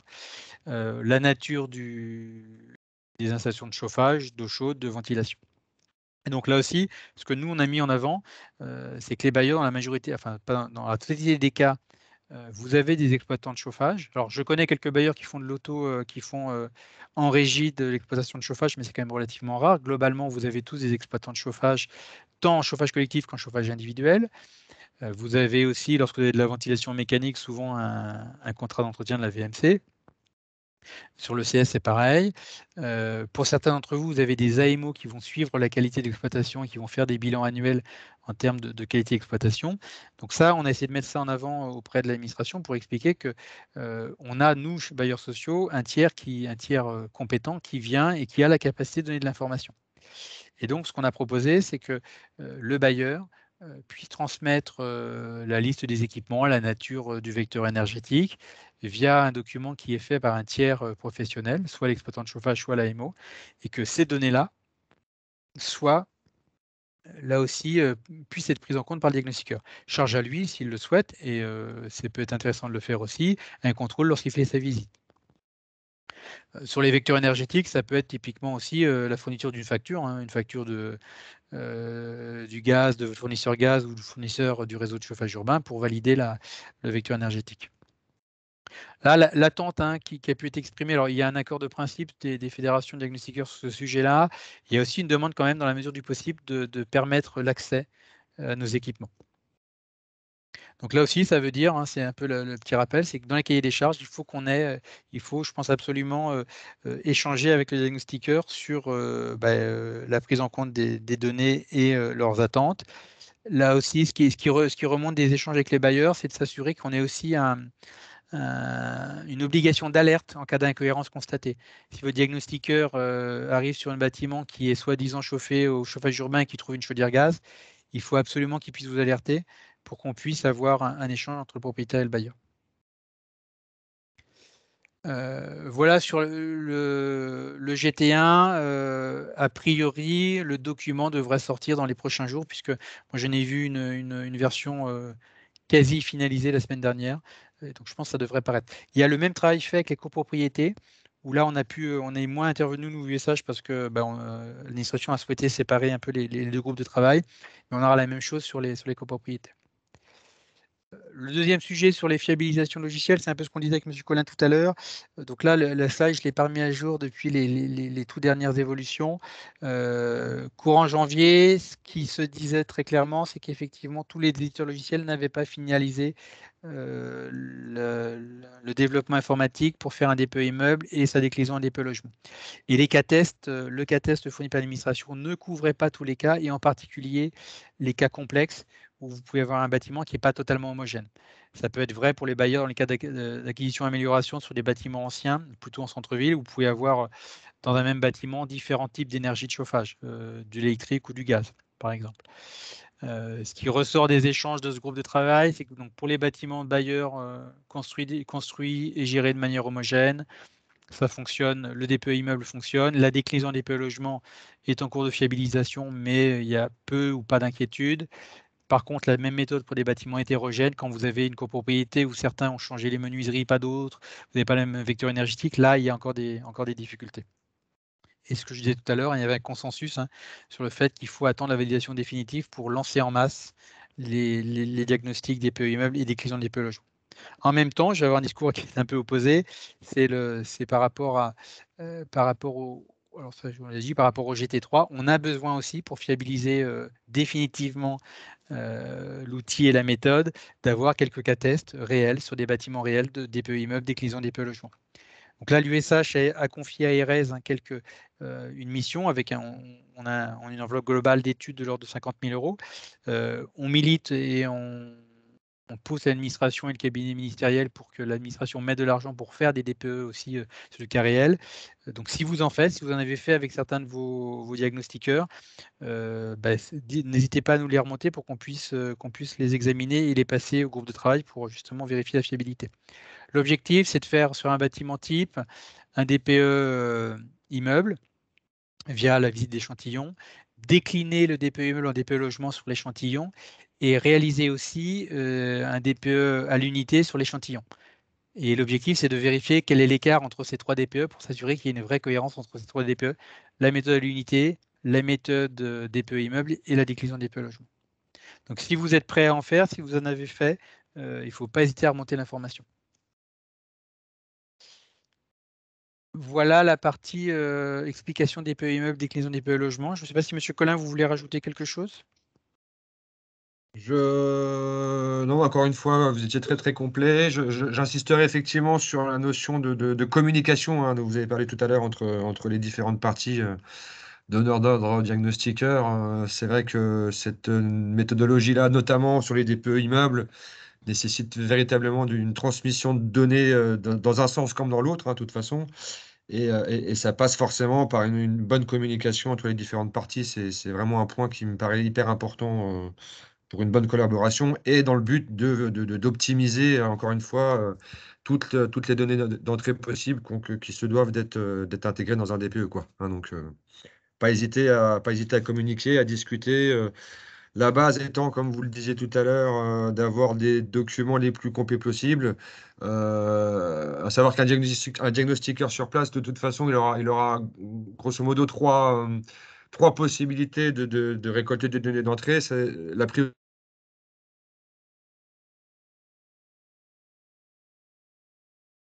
La deuxième solution reste tout ce qui est documents justificatifs, sachant que la vérification sur site, enfin, l'un ne va pas sans l'autre, si vous voulez, hein. Tout document justificatif doit également pouvoir être vérifié sur site, c'est une évidence.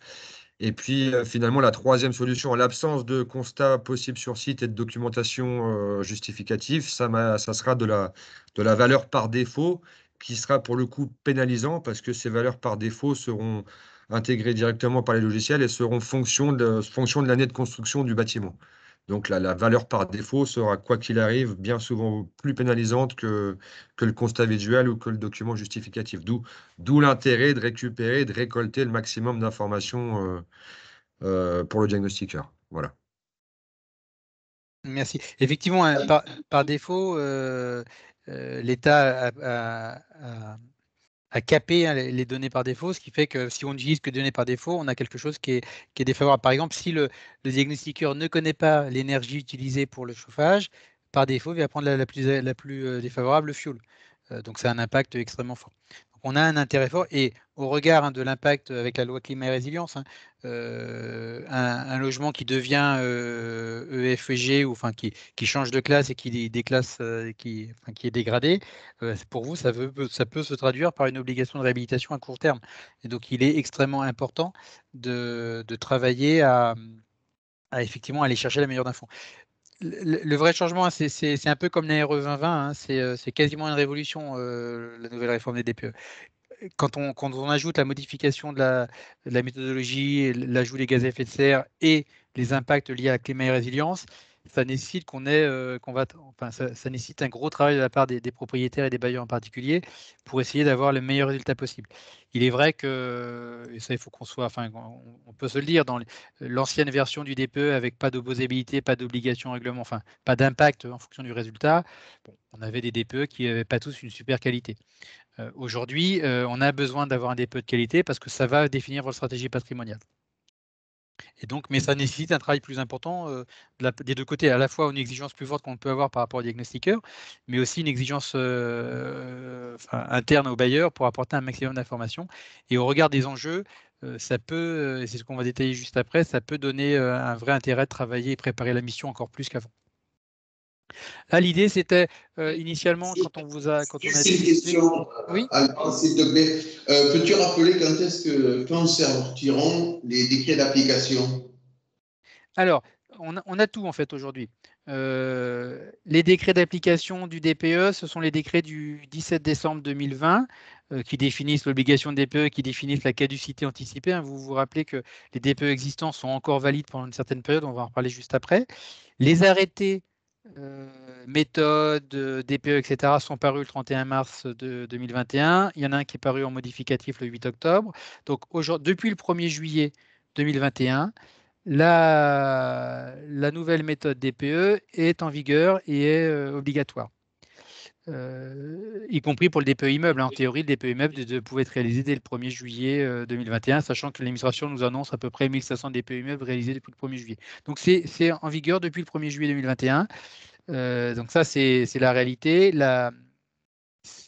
Par contre, ce qu'on dit, c'est qu'aujourd'hui, la méthode sur le DPE immeuble déclinant DPE logement, même si la méthode est réglementairement entrée en vigueur au 1er juillet, elle n'est pas tout à fait prête et les acteurs, hein, éditeurs logiciels et diagnostiqueurs, ne sont pas tout à fait prêts. Ce qui explique qu'on disait, attention, attendons plutôt la validation définitive des logiciels au 31 mars pour se lancer en masse.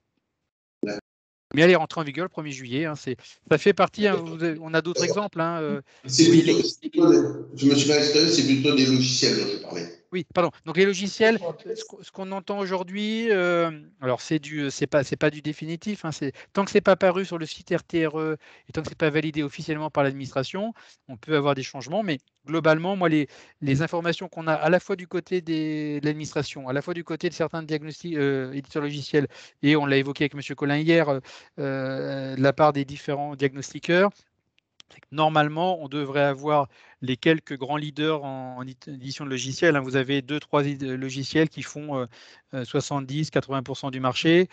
Ceux-là devraient être prêts et validés au 31 mars 2022. On est le 15 mars. Aujourd'hui, moi, je n'ai pas d'informations. J'ai encore discuté avec la DHUP semaine dernière. Je n'ai pas d'informations sur le fait que l'administration va repousser cette date. De toute façon, nous connus par Oui, nous.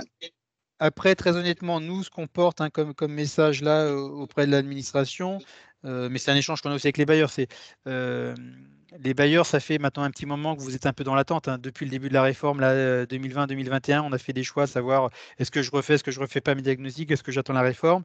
Donc vous êtes un peu à l'aveugle pour faire vos stratégies patrimoniales. Maintenant, il faut avancer, je pense. On a un petit risque, hein, il faut qu'on en soit tout à fait conscient. On a vu la difficulté avec les ajustements nécessaires sur le DPE logement en octobre. On n'est pas certain aujourd'hui, tant qu'on n'aura pas fait un nombre significatif de DPE immeubles, déclinaison DPE logement, qu'on n'a pas quelques petites choses qui n'ont pas apparu dans les tests. En tout cas, je pense qu'il faut avancer. Enfin, nous, c'est la position qu'on porte. Il faut avancer maintenant. Et s'il y a des ajustements à faire, on portera le besoin auprès de l'administration pour que les ajustements soient faits. Et on fera comme ça a été fait pour le DPE logement. On demandera la prise en charge de la réédition nécessaire s'il y avait nécessité des DPE immeubles. Je pense qu'il faut avancer maintenant, mais attendons déjà que les DPE, que les logiciels soient validés, et a priori, c'est dans les 15 jours qui viennent, pour la majorité des cas. Monsieur Collin, vous vouliez intervenir, non? Non, j'écoutais attentivement. Effectivement, comme je le disais tout à l'heure, la partie DPE, enfin DPE logement issu du DPE à l'immeuble. C'est vrai que nous, diagnostiqueurs au sens large du terme, on a tendance pour le moment à freiner un peu et à freiner un peu tant que la méthode n'est pas fiabilisée et qu'on n'a pas une certitude que que les données de sortie soient fiables, hein, d'autant plus avec l'arrivée de l'opposabilité du DPE. Nous, diagnostiqueurs, on est prêt à jouer le jeu sans aucun problème, mais la partie qu'on ne maîtrise pas, finalement, c'est tout l'algorithme du logiciel. Et pour l'instant, c'est ce qui tend un peu à faire défaut. Donc voilà, c'est un peu notre position. Mais je sais très bien que les sollicitations sont assez grandes, hein, sur les DPE logements issus du DPE à l'immeuble. Donc voilà, on est un peu en phase transitoire. On est dans les starting blocks, mais on attend que ça se fiabilise au niveau des logiciels et on saura s'adapter dès lors que le feu vert sera donné, quoi. Ouais, Voilà, on est encore un petit peu en difficulté, mais normalement, voilà, ouais, on parle maintenant de quelques semaines c'est ça. au regard de quelques mois depuis octobre. On est d'accord. On a une question.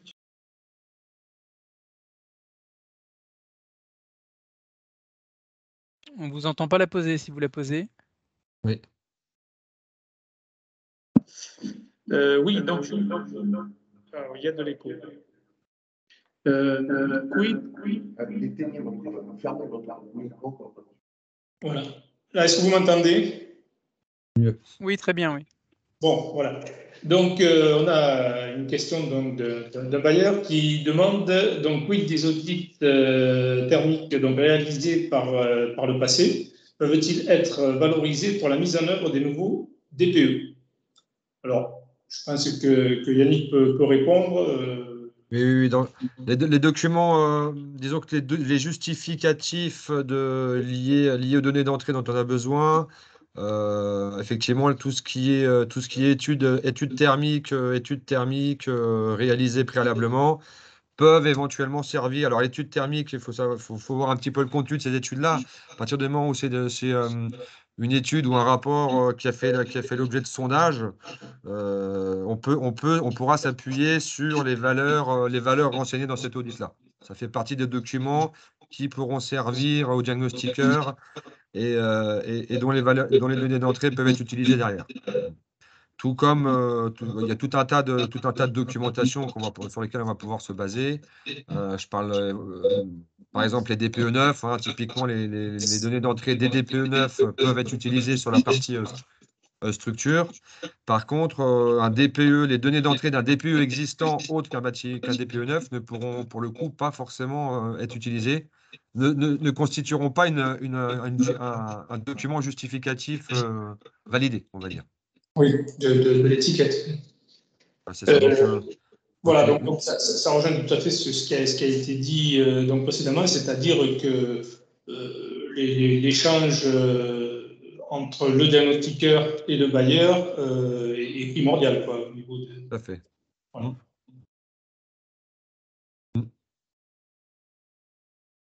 Merci. Oui, je reprends sur les réflexions sur stratégie. On avait publié la sortie des arrêtés et à l'entrée en vigueur de la réforme en juillet 2021, une note sur les DPE pour expliquer la démarche, et on s'était assez vite engagé sur le fait qu'on aurait une note complémentaire sur les stratégies à mettre en œuvre. On a échangé avec pas mal de bailleurs, et moi, j'ai fait le tour de France de présentation là, dans toutes les régions et les ARHLM. Plus on avance, plus la conclusion à laquelle on arrive, c'est de dire qu'il n'y a pas il n'y a pas une stratégie applicable à tous les bailleurs, bien évidemment. Il y a des stratégies et il y a des cas particuliers. Et chez un même bailleur, potentiellement, en fonction de son patrimoine, il y a même peut-être plusieurs stratégies.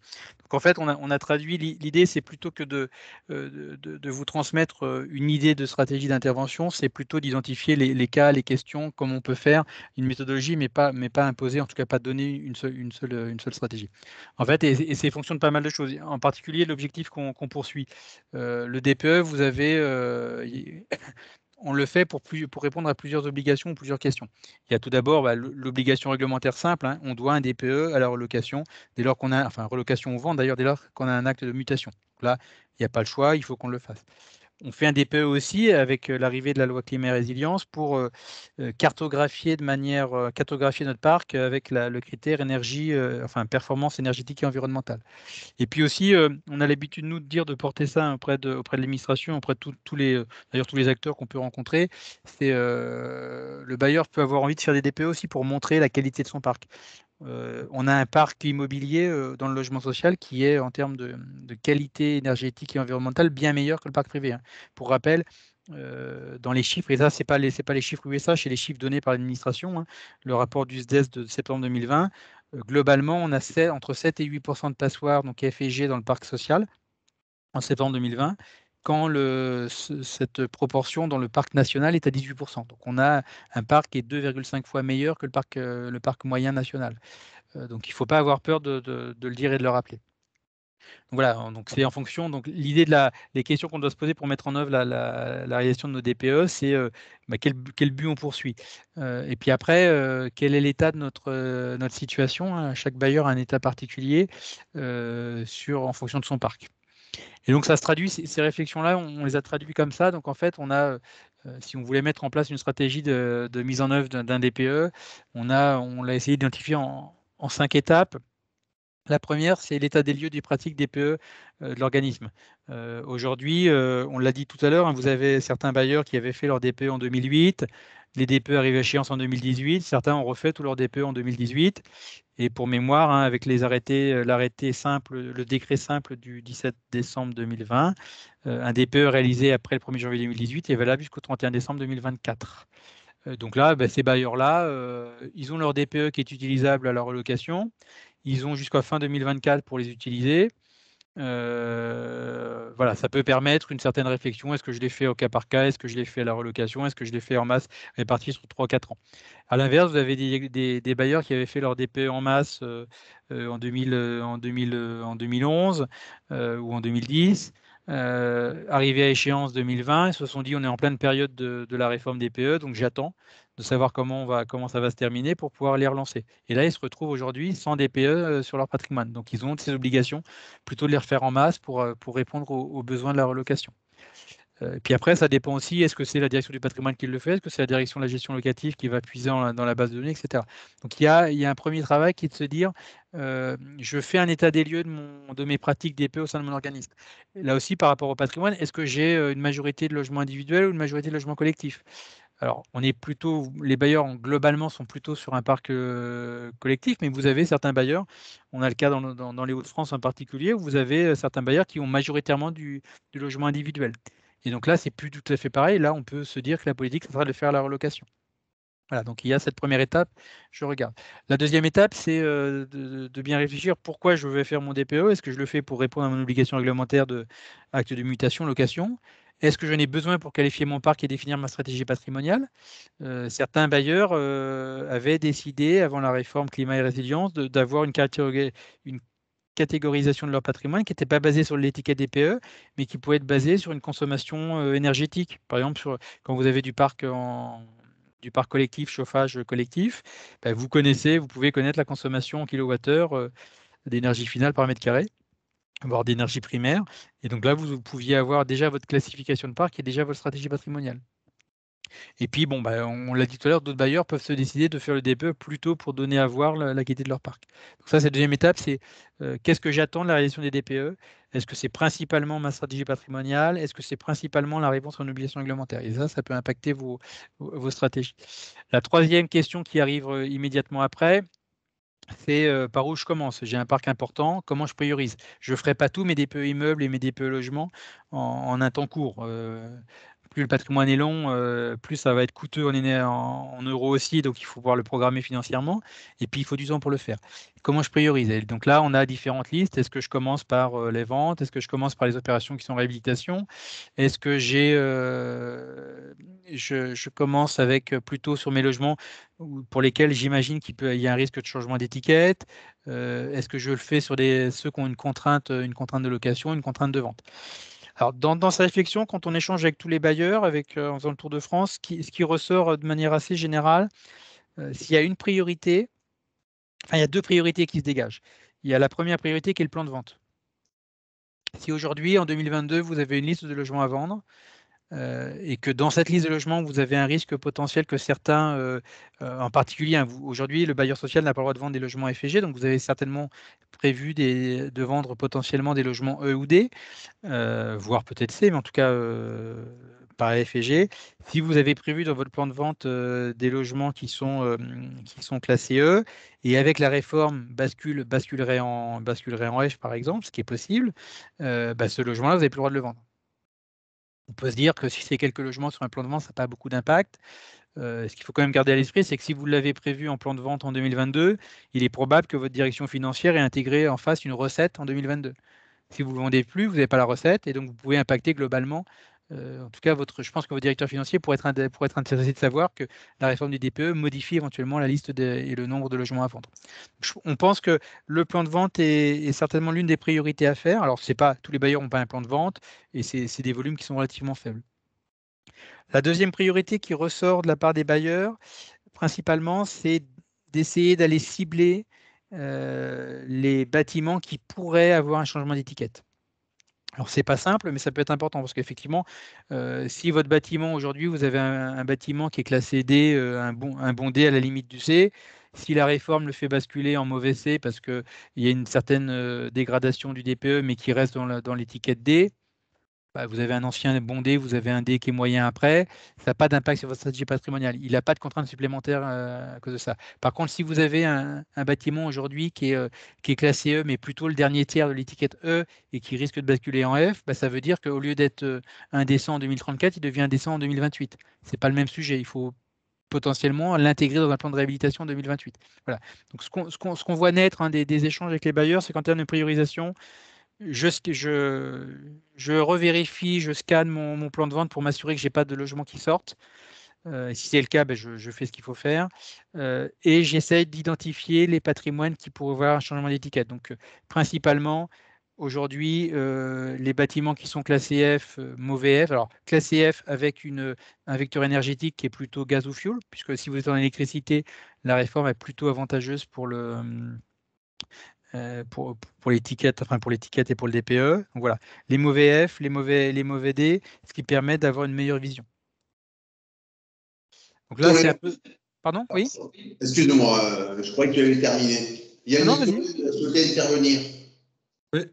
Ouais, si vous le permettez 2 secondes, je voulais juste rebondir sur ce que vous disiez juste avant sur la priorisation des DPE. Je voulais juste attirer l'attention quand même sur certains cas de figure où les DPE, les anciens DPE, ne seront pas comparables avec la nouvelle méthodologie du DPE.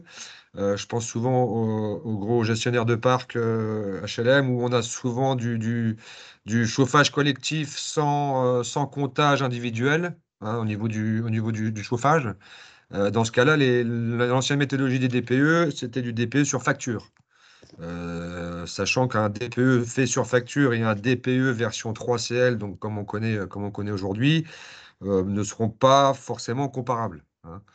Donc il faut quand même être vigilant sur, OK, j'ai un DPE existant qui a été fait sous l'ancienne méthode. Il faut déjà être vigilant sur comment il a été fait. Voilà. Est-ce qu'il a été fait en méthode 3CL? Auquel cas, ça vaut peut-être le coup de le mouliner sur la nouvelle version.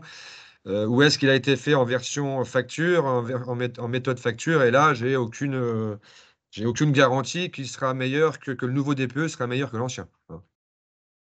Ouais, tout à fait. Je voulais juste revenir sur Non, mais l'aspect non comparable de certains DPE existants et futurs.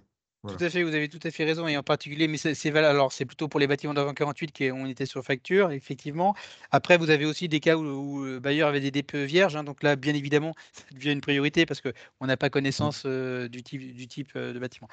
Ouais. Ce que font certains bailleurs, enfin, ce qui nous a été remonté comme pratique de certains bailleurs pour essayer justement de cibler quelle pourrait être la priorité et d'aller chercher quelques cas particuliers, en tout cas identifier les patrimoines à traiter. Soit ils utilisent le DPE à leur location au cas par cas pour avoir une idée de leur DPE et identifier ou pas l'intérêt de se faire. Soit certains ont même été un peu plus loin en se disant d'ores et déjà, je programme 4 ou 5 DPE qui sont relativement représentatifs de mon immeuble, hein, rez-de-chaussée, intermédiaire, dernier étage, typologie, et je fais 3, 4, 5 DPE au logement au sein d'un immeuble, ce qui va me donner un positionnement qui n'est pas complètement définitif, mais qui va me donner à voir où se situe à peu près mon bâtiment pour pouvoir décider si je le priorise ou je ne le priorise pas. Mais vous avez tout à fait raison. Et d'ailleurs, c'est une des raisons pour laquelle, hein, vous avez une part des DPE après réforme qui vont changer. C'est que euh, pour qu'un DPE après réforme change, il y a différentes conditions, enfin, différentes causes plutôt. Il y a le changement de la méthode qui a un impact, ça c'est clair, et qu'on peut à peu près un peu mieux maîtriser. Il y a le fait que le DPE d'avant n'était pas bien fait. Et ça, on ne le maîtrise pas. S'il a été mal fait, et qu'il est bien fait après, peut-être qu'on va avoir des surprises. Et puis après, il y a l'usage donné par défaut. Donc effectivement, aujourd'hui, là, je vous rejoins, Monsieur Collin, là, c'est des grands principes où il faut peut-être pousser un peu plus loin le sujet. Mm, mm. Dans les... Pardon, hop, j'avance un peu vite. Une fois qu'on a fait ces 3 premières parties, ce qu'on se dit dans la mise en œuvre, il y a bien évidemment là des étapes que vous avez l'habitude de faire. On va pas, vous êtes extrêmement pertinent sur ce sujet-là. Il y a bien évidemment, on contractualise, hein, avec le prestataire sur le DPE. Donc, quelle est ma stratégie d'achat, comment je définis mon besoin, comment je le traduis en pièces marché, comment j'attribue, comment je consulte, et puis la mise en œuvre du marché. Il y a un point extrêmement important qu'on a rappelé, hein, dès décembre et qu'on continue à rappeler régulièrement, et on l'a déjà dit, hein, depuis maintenant depuis une heure et demie, on le dit, préparer la mission de manière extrêmement importante. C'est beaucoup plus impactant qu'avant. C'est pas le même DPE, ça n'a pas le même impact pour vous. Donc il faut qu'on prépare cette mission-là. Donc c'est recenser les données techniques. On l'a vu, hein, les bilans des AMO de chauffage ou des exploitants, ça peut servir aux diagnostiqueurs pour définir les bonnes données d'entrée. Donc, mobilisez vos prestataires pour obtenir ces éléments-là, tant sur le chauffage, la ventilation, le CS. Commencez à réfléchir comment on organise les accès. Pour faire un DPE immeuble, il faut visiter les logements, il faut visiter les parties communes. Comment on va organiser ces accès-là? Et plus on arrivera à organiser les accès et à donner des accès facilités aux diagnostiqueurs, et si on le décrit ça dans nos appels d'offres, plus on pourra discuter des tarifs aussi avec les diagnostiqueurs. S'il a une certitude de pouvoir rentrer, d'être accompagné, ça sera plus facile que s'il doit passer du temps à chercher la clé de la porte de la chaufferie, par exemple. Voilà. Et le recensement de données, plus on en aura des données fiables et claires, plus ça sera facile pour le diagnostiqueur aussi. Et ce qu'on a identifié aussi avec vos confrères, hein, dans les différents échanges, c'est qu'il y a aussi un point extrêmement important sur comment on accompagne l'accompagnement en interne. On revient toujours sur l'importance du DPE. Un DPE qui est mal fait, c'est potentiellement une obligation de réhabilitation. Et donc, on a intérêt quand même à bien expliquer à toute la structure quel est l'intérêt et l'importance du DPE maintenant. Ça va sur l'information et la supervision du gardien, hein, mais là, on est sur plutôt les accès, l'accompagnement, comment on ouvre les portes, et bien expliquer au gardien que si on ne donne pas l'information, potentiellement, ça peut avoir un impact. Bien évidemment, les chargés de clientèle, parce que vous allez éviter des logements occupés très probablement dans l'échantillon. Donc, il faut qu'on ait cette relation. Il faut que la chargée de clientèle puisse comprendre pourquoi il faut mobiliser le locataire pour qu'il ouvre bien sa porte quand on va faire la visite. La direction informatique, on les oublie de temps en temps, mais si on veut obtenir des extractions d'informations sur les surfaces, sur les dates de construction, et inversement, on le verra dans l'étape suivante, réintégrer dans nos ERP de l'information qu'on va récupérer du DPE, bah, il faut qu'il soit informé, puisqu'on va avoir des masses de données extrêmement importantes. Puis il y a l'information des habitants, hein, pour faciliter l'accès. On a un bailleur qui nous a sollicité pour qu'on puisse travailler sur quelle information on donne aux occupants, puisque là aussi, sur un bâtiment, on a un échantillon à respecter, et si vous n'arrivez pas à rentrer dans l'échantillon réglementaire, bah, ça va être compliqué de faire le DPE.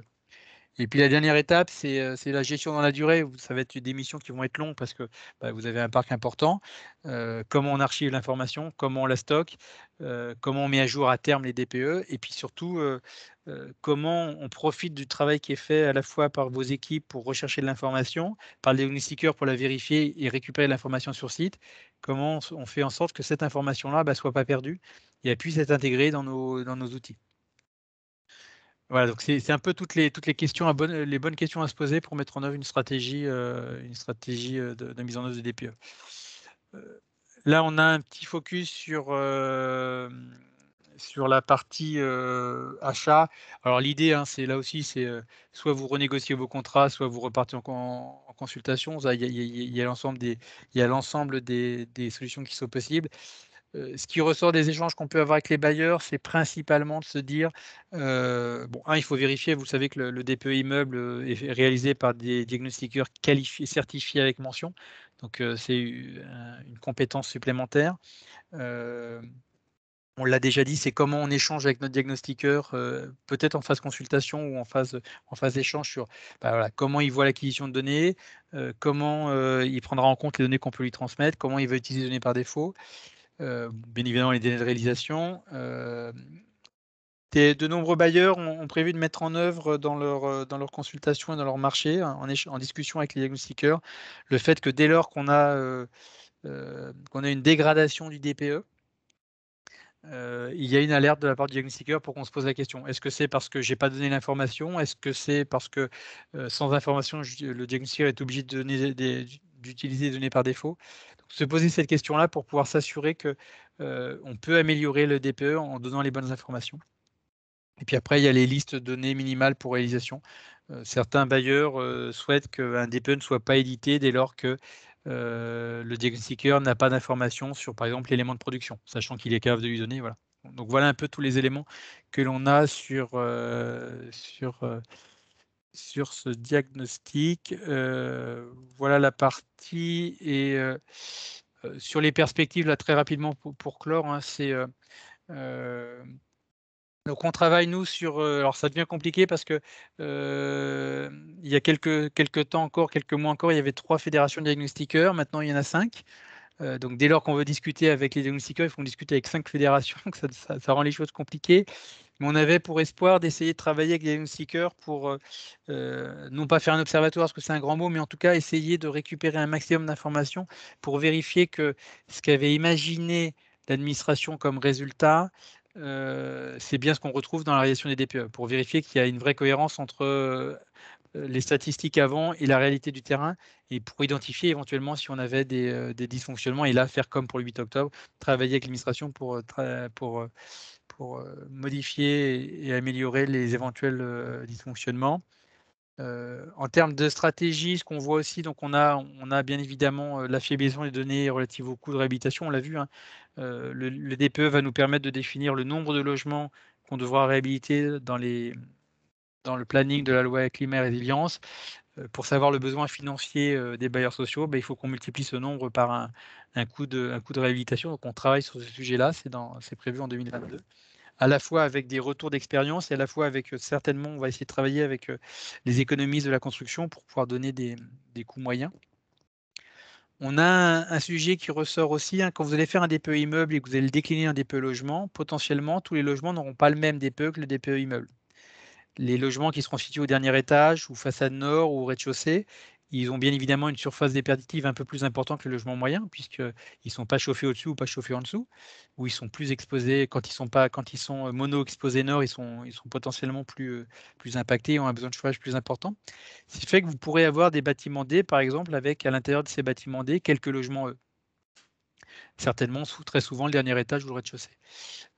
Et donc là, ça veut dire que les bailleurs vont devoir, là aussi, définir les stratégies d'intervention qui ne seront peut-être pas des réhabilitations complètes, mais peut-être dans le cadre de vos programmes GRGE, avoir quelques interventions particulières pour ramener certains logements qui sont plus défavorisés dans un bâtiment au niveau moyen du bâtiment.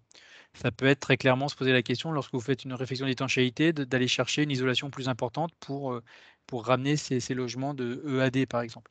Donc là, on va avoir aussi un travail de définition de l'intervention plus ponctuelle, un GEGR, qui va intégrer maintenant la dimension thermique. Voilà où on en est sur la présentation, elle est terminée. Juste pour vous présenter, cette présentation, on va vous la transmettre très rapidement. Il est prévu, une fois qu'on a fait le tour de toutes les associations régionales, il ne nous reste plus qu'une, c'est PACA.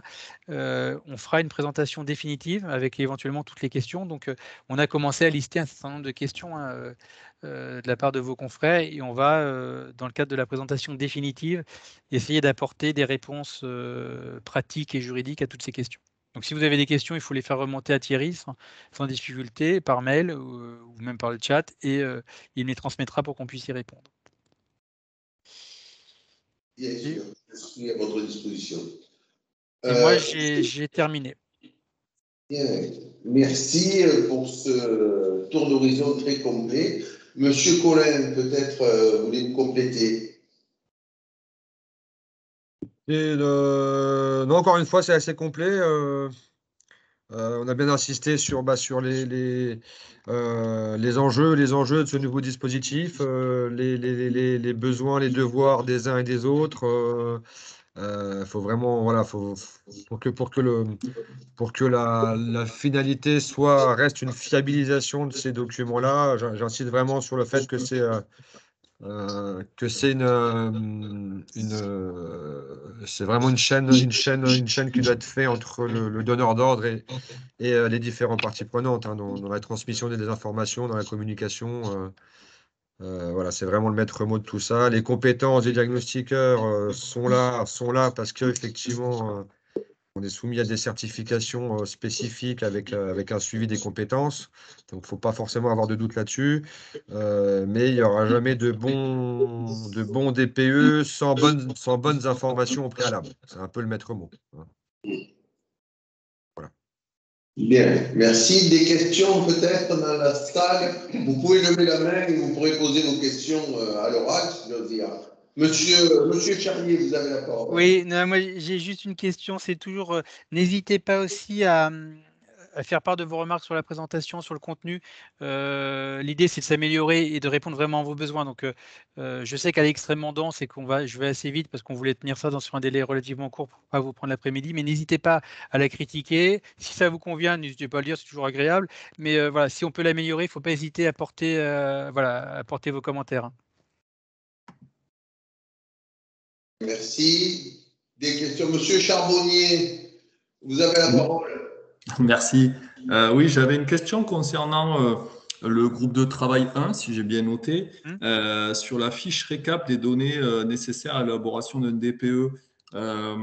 Donc, quand est-ce qu'on pourra disposer de cette fiche? Est-ce qu'il y aura, après je pense que ça va se négocier avec les diagnostiqueurs, mais est-ce que ces informations dont on a bien compris l'importance, ces données d'entrée, est-ce qu'il y aura un moyen de les transmettre de façon automatisée dans un cadre qui sera défini et commun à tous, enfin un cadre informatique, hein, j'entends, hein. Ou alors est-ce que tout ça va se faire entre chaque bailleur, chaque diagnostiqueur, sous un format papier, enfin, voilà. Alors, pour la première partie de votre question, on a eu des échanges encore semaine dernière avec la DHUP sur la partie vraiment fiche bailleur. Hein. J'ai pas la main sur la partie fiche copropriété, mais c'est moins notre cœur de métier. Normalement, moi, on m'annonce une sortie imminente, puisque on a quasiment un accord entre l'USH et la DHUP sur le contenu. Donc c'est imminent, c'est avant la fin du mois de mars, ça, c'est à peu près une certitude. Et j'espère même peut-être cette semaine. D'ailleurs, dès qu'on l'aura, alors je sais, je l'ai pas remis au fond de la présentation, mais je le mettrai sur le Neslad. Je ferai un article dans l'espace collaboratif de l'USH. Hein, je ne sais pas si vous y allez, mais vous pouvez avoir accès sur l'espace collaboratif. Je mets quand même des articles régulièrement toutes les semaines, et ça sera diffusé et affiché le plus vite possible, et on le transmettra aux AR pour qu'ils puissent le diffuser. Ce document-là, c'est un document qui sera aussi sur le site du ministère, le site RTRE bâtiment, comme une ressource pour les propriétaires et pour les diagnostiqueurs. Ça se veut un document qui est un conseil, qui n'est pas une obligation réglementaire, ce n'est pas un texte réglementaire. Ça sera quand même un document qui est estampillé avec la Marianne, hein, bleu, blanc, rouge. Donc c'est proposé par la DHUP et porté par la DHUP et le ministère, qui dit, vous, propriétaires, alors, moi, je me suis battu pour qu'on rappelle quand même en introduction que, M. Collin l'a très bien rappelé, que le DPE, il se fait par une visite sur place et une acquisition des données par observation par le diagnostiqueur. C'est la première méthode, mais il y a des choses que le diagnostiqueur ne peut pas faire. Il a beau être extrêmement compétent, la qualité thermique d'un isolant, il ne saura pas faire. Ça ne se fait pas. Enfin, c'est pas visible de l'œil. Par contre, par exemple, la qualité d'une fenêtre, c'est possible avec le vitromètre. Il y a des choses qui sont possibles. Donc, ce que dit le texte, c'est, voilà, il faut faire la visite, il faut faire le relevé, mais vous, propriétaire, vous avez tout intérêt à apporter un maximum d'informations au diagnostiqueur pour que le DPE soit le plus fiable possible et le plus proche en termes de performance de réalité. Dans tous ces domaines-là, comme je vous ai montré tous les domaines, voilà les documents qui potentiellement sont acceptés comme justificatifs. Et tout le travail qu'on a eu avec les diagnostiqueurs et avec la DHUP, c'est pour dire, par exemple, sur les surfaces, ce qui sera indiqué normalement dans le texte, il n'a pas été modifié depuis que je l'ai vu, la dernière version, c'est extrait des surfaces du système d'information du bailleur. Et donc là, il n'y a pas de format donné, mais par contre, ça veut dire une extraction. Enfin, moi, je l'imagine comme une extraction Excel ou autre de votre ERP sur les surfaces des logements. Sur les dates de construction, c'est pareil. Voilà. Après, il n'y a pas de formalisme particulier. Sur la partie, tout ce qui va être équipement, chauffage, refroidissement, ventilation, et ça doit être tout, chauffage collectif individuel, CS collectif individuel et ventilation. Ce qui a été marqué, c'est que ce qui peut être fourni par le propriétaire, c'est une attestation de son exploitant de chauffage ou une attestation de son AMO. Voilà. Donc là, le format, il est à définir. Vous pouvez avoir un intérêt si vous êtes multi-attributaire dans vos contrats de diagnostic, peut-être réunir tous vos diagnostiqueurs pour se dire voilà le format que je compte vous donner. Est-ce qu'il y a des questions, pas des questions pour en faire un seul? Je pense que ça peut être le plus intéressant, mais il n'y a pas de formalisme obligatoire. Là où il y a un intérêt, malgré tout, là où il y a un formalisme sur l'outil, c'est quand le diagnostiqueur vous réalise un DPE, il vous doit deux choses. Il vous doit la maquette DPE PDF qu'on a vu, hein, qui fait 6 pages, voire un peu plus, parce que derrière ces 6 pages de DPE, vous avez l'annexe DPE qui vous liste toutes les données d'entrée et qui vous indique, c'est extrêmement pratique, qui vous indique en rouge si c'est une donnée par défaut. Donc, en ayant une lecture très rapide, vous voyez si le diagnostiqueur a dû ou a utilisé des données par défaut importantes, ce qui vous permet d'avoir des informations. Et ce qui vous doit aussi, c'est le fichier. Alors, j'ai toujours un doute si c'est CSV ou XML. Je crois que c'est CSV. XML, bah voilà, je me trompe une fois sur deux. Soit l'autre. Voilà, il vous doit un fichier. C'est le même qu'il donne à l'ADEME, hein, qui rentre dans l'observatoire de l'ADEME. Et dans ce fichier-là, vous avez toutes les données d'entrée qui a permis au diagnostiqueur de faire son DPE. Et c'est là où on a parlé de l'intérêt d'avoir une discussion avec votre direction informatique, c'est que dans ce fichier XML ou CSV, vous allez avoir le HUMUR qui a été retenu par le diagnostiqueur, vous allez avoir la qualité des fenêtres, vous allez avoir la date de construction, vous allez avoir les surfaces, etc. Et donc, c'est potentiellement un fichier qui a énormément de données et qu'on a tout intérêt. Alors, c'est des données que vous avez en partie transmises au diagnostiqueur, c'est des données qu'il a vérifiées sur site, donc c'est a priori des données qui sont quand même mieux qualifiées.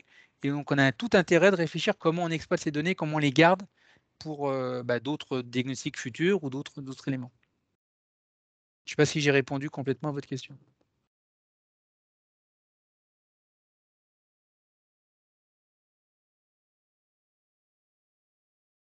Rien à ajouter? Moi, c'est bon. Gilles Charbonnier non plus. Visiblement, donc, tu as répondu à sa question. Non, Quelqu'un merci. d'autre peut-être? C'était très complet. Merci beaucoup. Oui, voilà, c'est complet, d'accord. Peut-être une autre question, une dernière peut-être? Non? Écoutez, messieurs, vous avez été très clairs, on est bien obligé de le reconnaître, puisqu'il n'y a plus de questions. Néanmoins, nous tenons à votre disposition et bien évidemment, nous vous transmettrons tous les documents, ceux qui sont à notre possession aujourd'hui, et nous relayerons aussi les publications de notre ami Alban Charrier, donc des quasi quotidiennes, sur le sujet et bien d'autres. Et puis, prochainement, nous vous proposerons une nouvelle visio qui sera, comme celle d'aujourd'hui, enregistrée et mise en ligne sur le site. Donc, vous pourrez revenir sur les interventions et éventuellement nous transmettre des questions si certaines se faisaient jour à l'issue d'une nouvelle audition. Pardon. Voilà. Merci à tous, merci aux intervenants, merci à Alban Charrier, merci à Yannick Collin donc, et à monsieur Philippe Jalaguier donc, de Socotec, et à vous tous, à très bientôt. Merci à vous. Merci. Au revoir. Bonne journée à Au vous. revoir. Merci. Au revoir. Merci, au revoir.